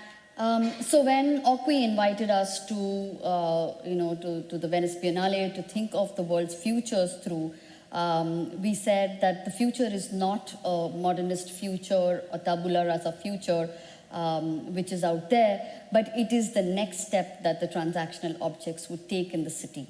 So this was a 1 foot shop that we designed. This was the day and night 1 foot shop, which is, when the day shop closes, the night shop takes over. And so what we designed was a 6-inch day shop and a 6-inch night shop. And then, of course, this is a shop which locates itself only at one point, where it touches the city only at this one single point. And then, so we made this pokey sphere, which which touches the city at 3 points, but which can be rolled away when there is a raid. Or then there are these kind of objects that you find where plumbers and carpenters sell their services, but they sort of have these kind of objects which are like semiotic devices that tell to the people who they are, and they are located at city corners. And so what we did is we kind of added to that. We made a toolbox for them. And then, of course, there are people who kind of occupy the city in various other ways. These are people who are not necessarily transacting in terms of money, but spending time almost sort of hanging around in cities at another transcendental level. So there's this person who was, he's selling his wares, but there's a road under construction, and he's sitting on a high chair, almost oblivious of what's going on underneath it. So we made this chair, which is called the Astrologers Chair, where you can sit up at another, transcendental level where, the city goes by below you. Or then you have these porters who carry these baskets through the day, and they use the same baskets to sleep in the afternoon. So all we did was increase the size of the baskets a little bit so that it becomes comfortable to sleep in. And so we took this to the Biennale, but for us it was also a proposition to the world that one can actually think of different trajectories of the future, which is the one step that the transactional objects could take, and not only in one's country, but also across the world. Or then this was something that we took to the Seoul Biennale, where it was a conversation that was set up between systems and madness, and that cities operate, through these two logics of systemic ways of thinking, but there's also a madness that kind of makes cities, and it's important for us to not forget the ideas of madnesses that make cities. And the second term that we were interested in looking at cities through was this idea of settling. And again, if you go back to that first slide, the idea that if a city is made up of those 5 layers, then really that's something that has taken time to consolidate these kind of series of relationships. Or then when an infrastructure project is built, it's built for efficiency to move from point A to point B, but really people start using it very, very differently. So they start occupying the bottoms of those infrastructures. There's a picnic that takes place on that. There's a playground that happens. Or this one is a toilet project that was built in the city, but also talks about this idea of settling slowly, where there's the caretaker who starts taking care of this place. He builds this floor himself and gets this railing built. And then there's this air curtain through which he kind of, that he gets from a mall. It's an old air curtain which he turns into a fan. So the first time we go to this place, there's a chair on which this is kept. The next time there are legs that it has. And the next time we go, there is a landscape that is growing. And the next time there's a conference that is taking place with contractors who, small-time contractors who make self-built settlements. And one of them points to this little blue house at the back, and he says, I've managed to solve the ventilation problem. And that's something that to understand that cities are built through this kind of incrementality, through this idea of slowly settling, something that is impossible for us to think of through our modern logics of thinking of cities. And the third concept that I want to bring in is this idea of trips and kicks, that all of us have these mad trips and kicks through which we operate, but the energies of cities are made through these trips and kicks. So whether it was the caretaker who was sort of, using that space through his own trip and kick, or then this one story, I'm just going to tell you this one story of Pradeep, who was, located in a computer peripheral market in Mumbai. The story that he tells us is that the printed circuit boards have components which are becoming smaller and smaller, and as a repair technician, it's very difficult for him to now find faults in those. So he had this shop, which then he divided into two, because he could then get rent from part of his shop, and he made it into a warehouse. The rest of it he kept as his shop, so he could compensate for the loss of money through his kind of, diminishing business. But then he kind of puts a little, makes a little mirror, which is like from his old bicycle, which is like a surveillance camera through which he watches the warehouse, people going in and out. He collects gourds. And there's this blackboard in front of his shop. He does this math where he tells us that, a gentleman visited him and said, he did this math for him and said that, by keeping this shop in this prime location, he's a fool actually, because he's losing all this money, and he would actually make a lot of money if he sold it. But he said, he keeps this because he enjoys it, and that's something that we forget, that people enjoy cities, in our ways of thinking of planning and designing cities. So, for example, so this is the rest of the time that he has at his hand, because his business is diminishing. He starts designing this chair, which is the most ergonomical chair. He says, this is the most comfortable chair in the world. Or then he kind of modifies his watch dial, because it's white on white, and he says that it's difficult for him to read it.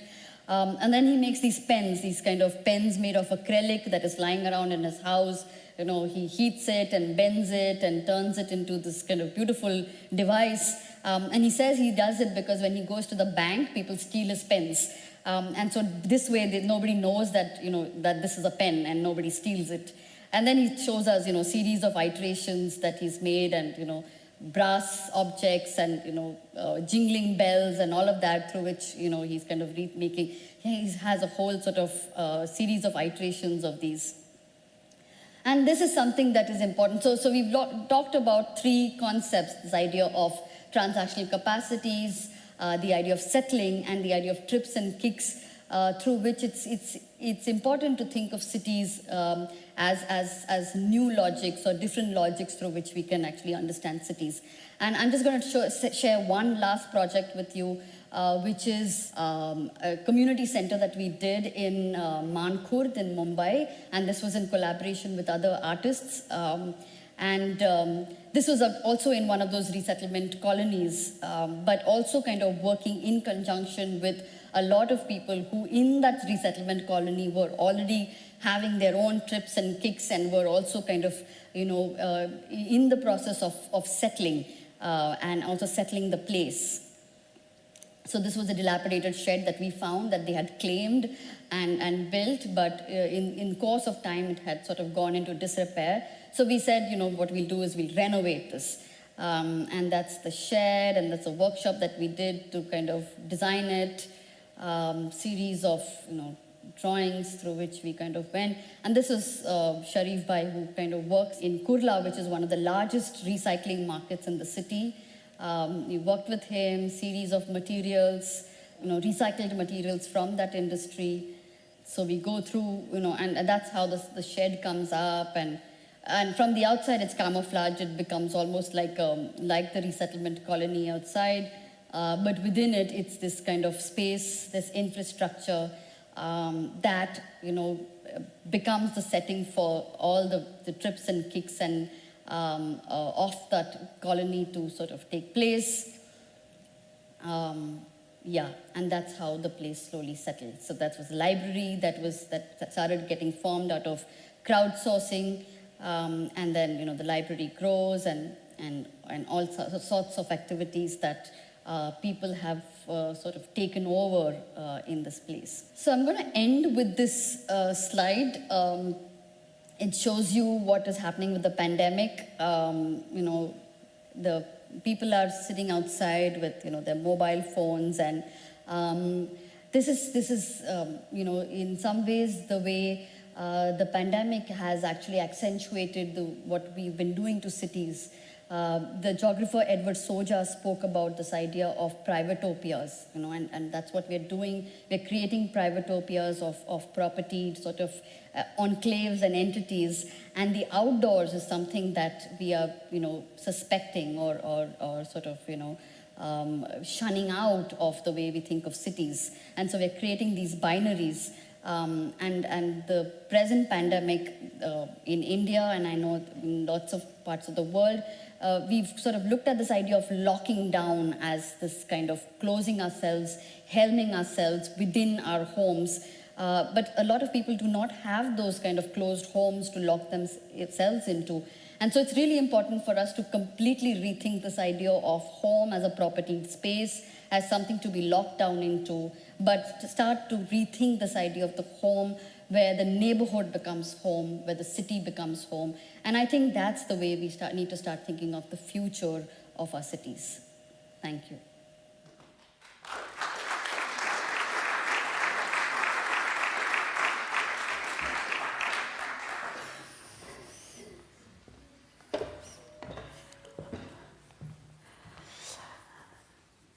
So at least we had the pleasure to have this film and her lecture, and I would now ask Shirin and Stefan Brown to come to the stage, so we'll have a small round, and you will also have opportunity to ask some questions.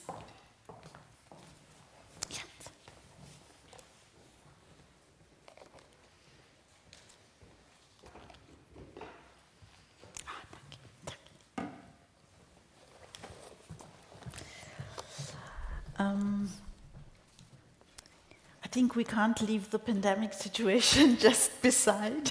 That's why, Shirin, I would like to ask you, and I think everybody asks that themselves and also others, what is the biggest challenge for you at the moment during this pandemic situation, or how are you coping with that?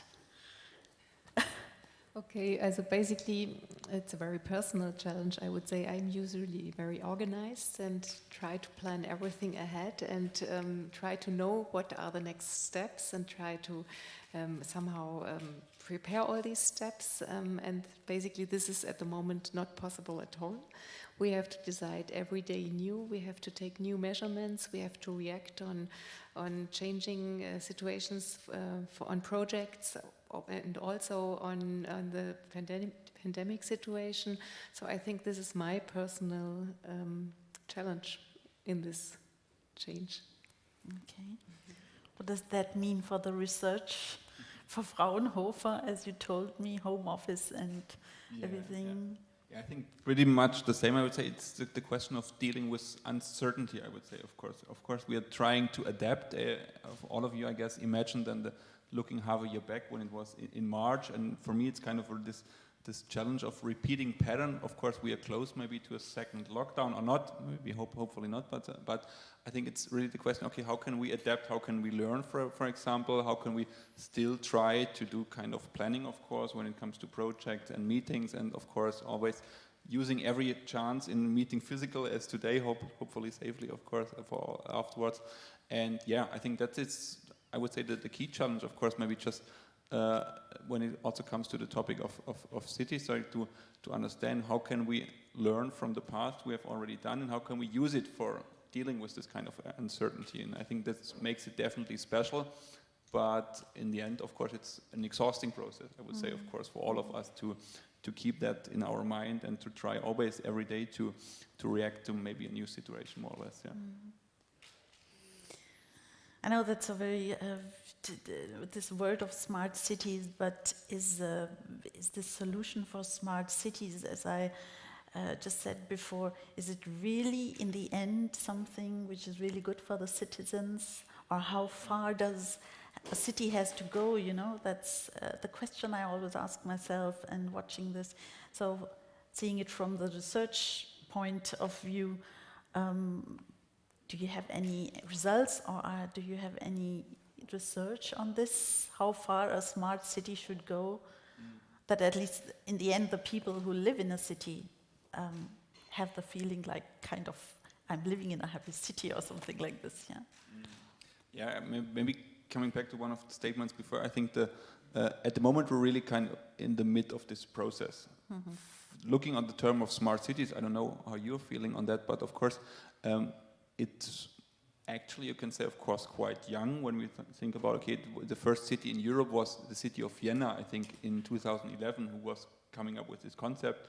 We had, of course, international developments otherwhere before, but actually I would say it's interesting to see that the term smart city from the federal government has just been claimed in 2018. So actually you can say it's quite a young concept, and maybe coming back to one of my points before, I think it really will take a lot of time to have this feeling for us citizens, the city is smart, more or less. Of course we have, looking from my point of view, for example, a city as Stuttgart, and I think Mr. Schmidt also mentioned it in the beginning, it's in the top 10, for example, of smart cities in Germany. If all of us are feeling that in the daily way, I don't know, maybe not, but I think this is definitely, of course, maybe a topic which needs patience.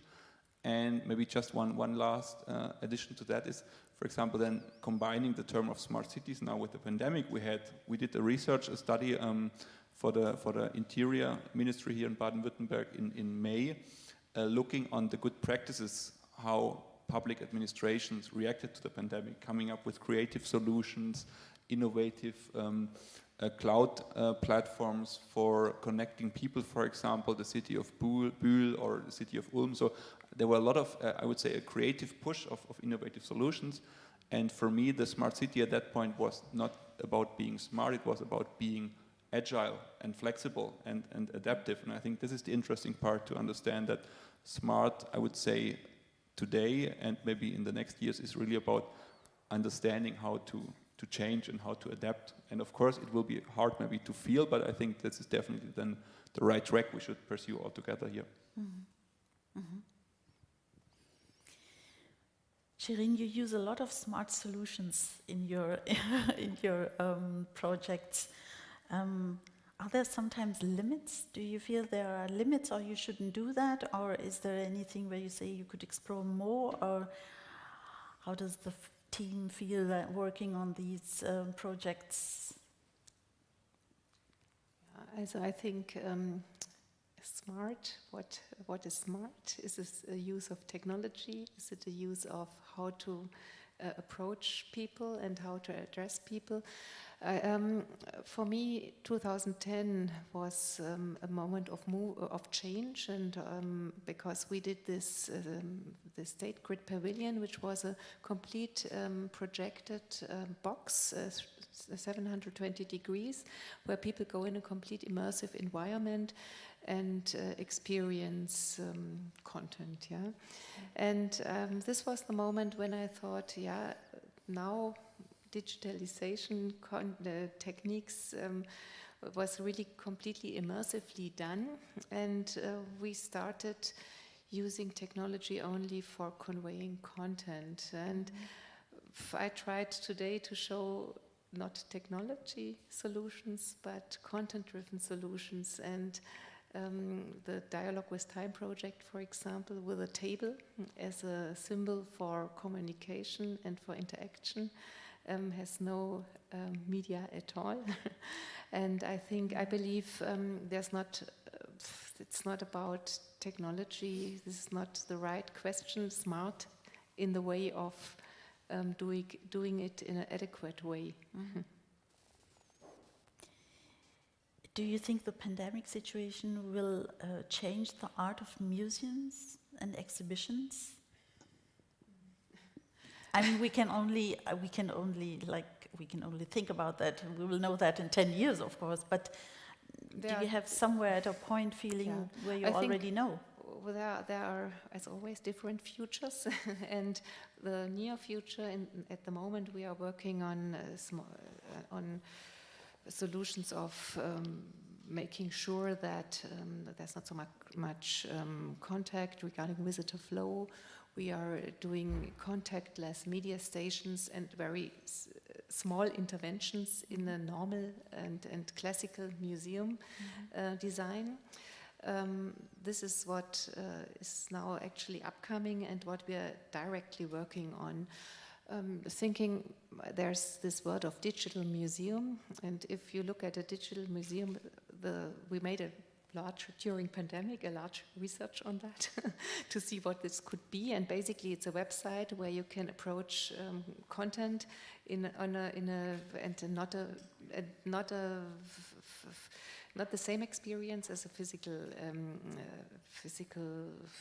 museum. And so I believe yes, the physical experience will always be there.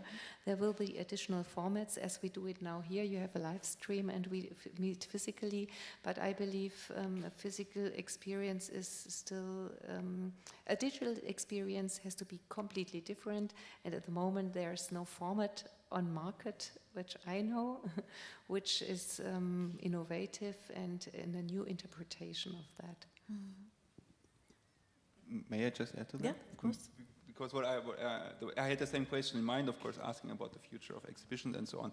Maybe what I would like to point out when it comes about the opportunities of virtual experiences in that way, and I would say maybe at the moment, each of you, maybe a lot of have experienced this kind of problems with team sessions or WebEx and so on. I think for me, the pandemic has pointed out quite clearly that when it comes to the technology we are using for virtual connections, maybe can be compared to the way we have written in schools 100 years ago, because it was very basic tools, and we have seen now when we really rely on this virtual connection, when we need this kind of physical interaction, emotional nuances, when we see that even half a second delay when we are talking to each other over a Skype meeting, it's totally annoying, and I think these small problems I have turned out, and of course, there's a lot of in research maybe solving this kind of challenge and maybe providing a second generation of tools which combine this virtual level.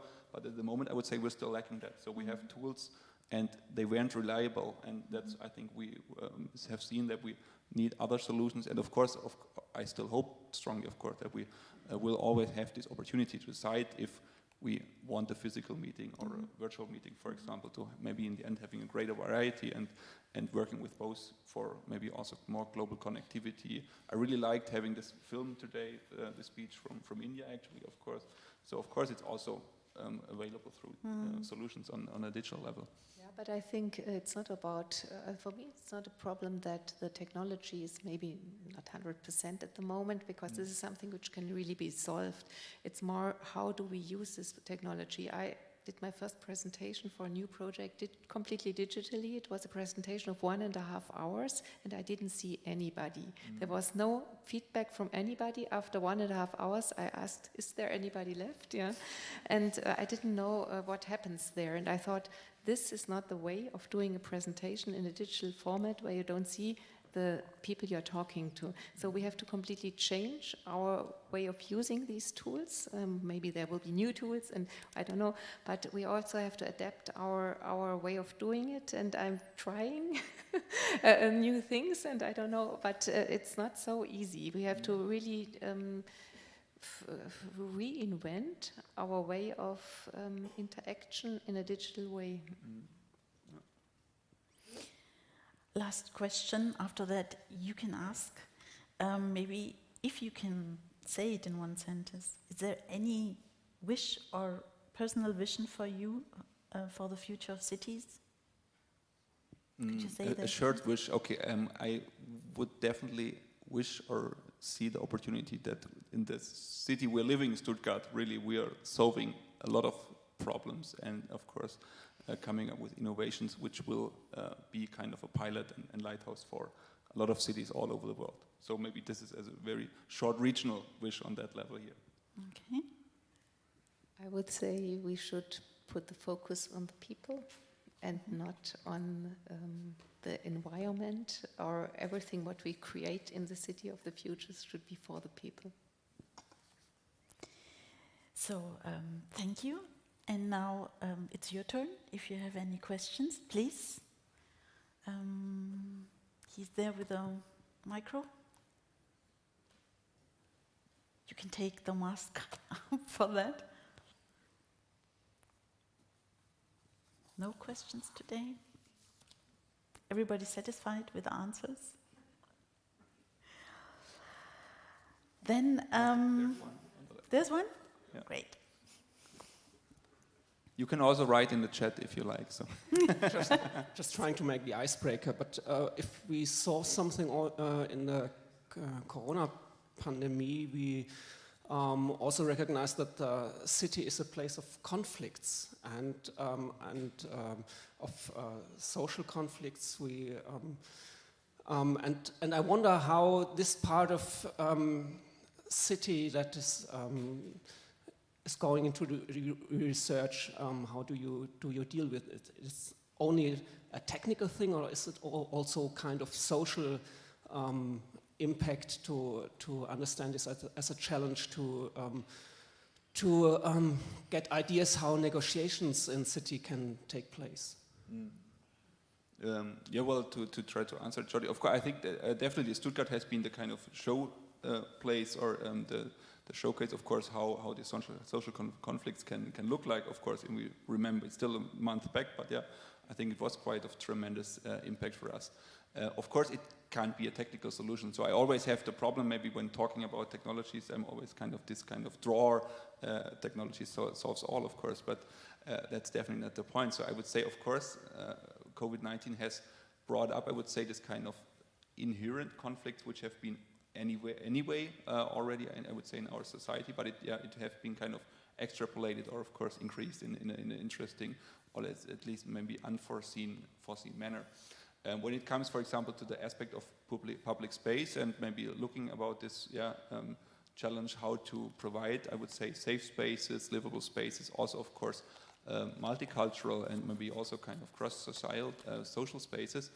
I think it's definitely a challenge, definitely starting from the design of the spaces. Yeah, not a technology question, but to understand how can we better understand, maybe their data can provide a foundation maybe for kind of decision making on that, but of course starting on the question how to design spaces which are kind of inclusive, which are for the whole society, which are barrier-free, accessible. So I think maybe I would say we have forgotten in the current spaces we have that is the challenge always to create spaces for everybody, and I think it definitely is a reminder for us to keep that more into mind and really understand the concept of inclusion for public spaces, or let's say for social spaces here more, and definitely as an interdisciplinary challenge we should engage in the future here.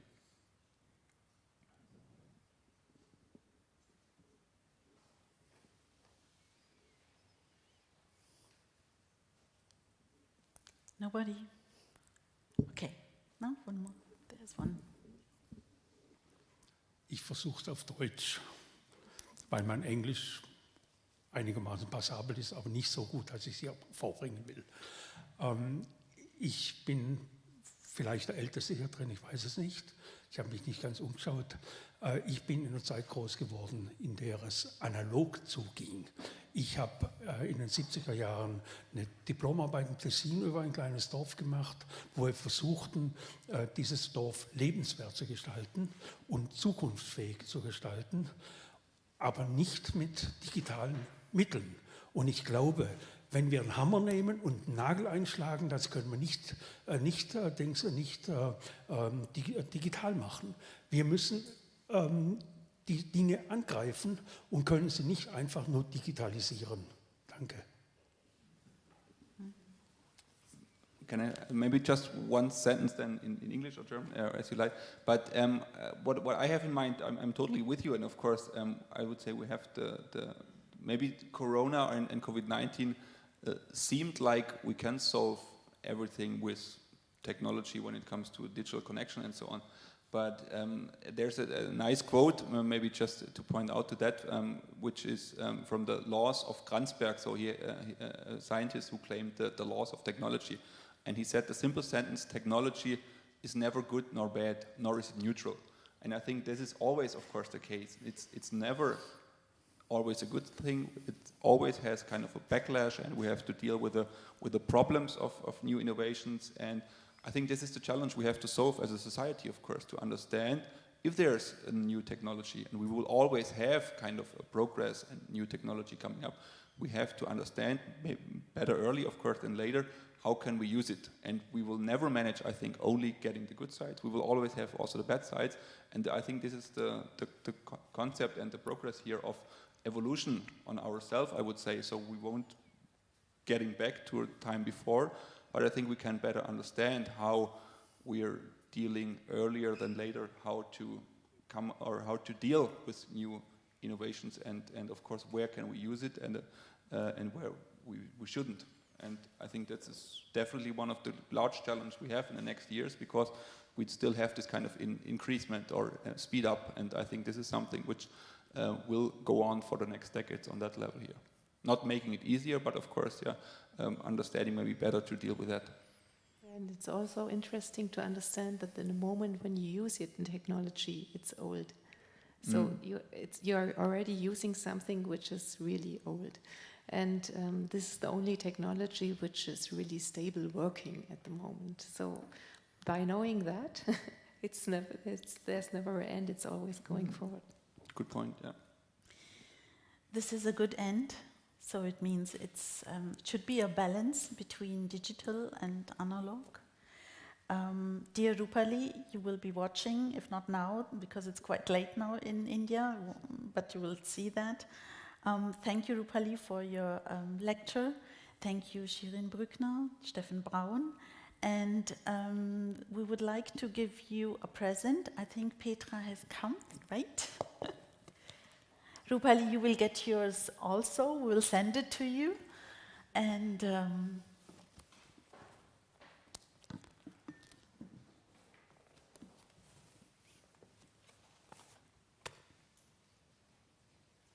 this is Petra Kiedesch. I was talking before from AV edition. Welcome, Petra.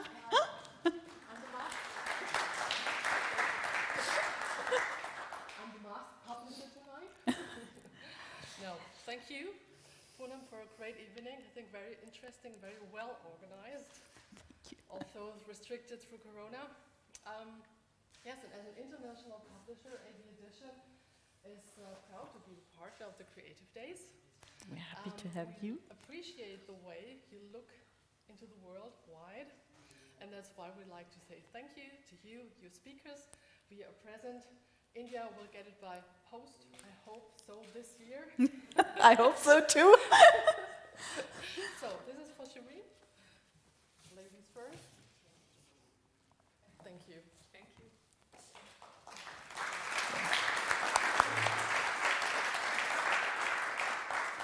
This is for Stefan Brown. Thank you as well.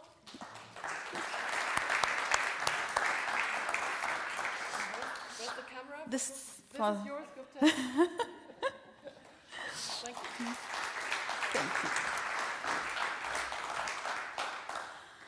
So, thank you all today for coming to the symposium in these days. And it's great that Hospitalhof they organized it very well, and we're very happy to have you here. And as you see, we need meeting personally. It's something different. But I would also say that digitization brings advantages, otherwise we couldn't have seen the lecture by Rupali. Imagine we would have coped without the internet during these lockdowns. So let us be thankful, because times and circumstances will change for the better, and we'll meet again next year. We are working on the format, our Creative Days. It will grow. We have our advisory board now. Shirin is one of them. Robert Hammel is also here, and Klaus-Jan Philipp. So, yeah, we'll grow, and we'll hopefully see us. Take care of yourselves and the others. You may also take now wine and brezel.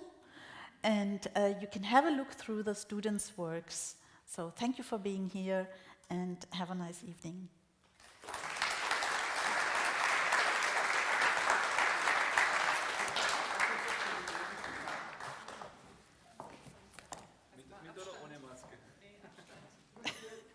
Mit Abstand, gell? Mit Abstand, ja, damit keiner nachher sagt.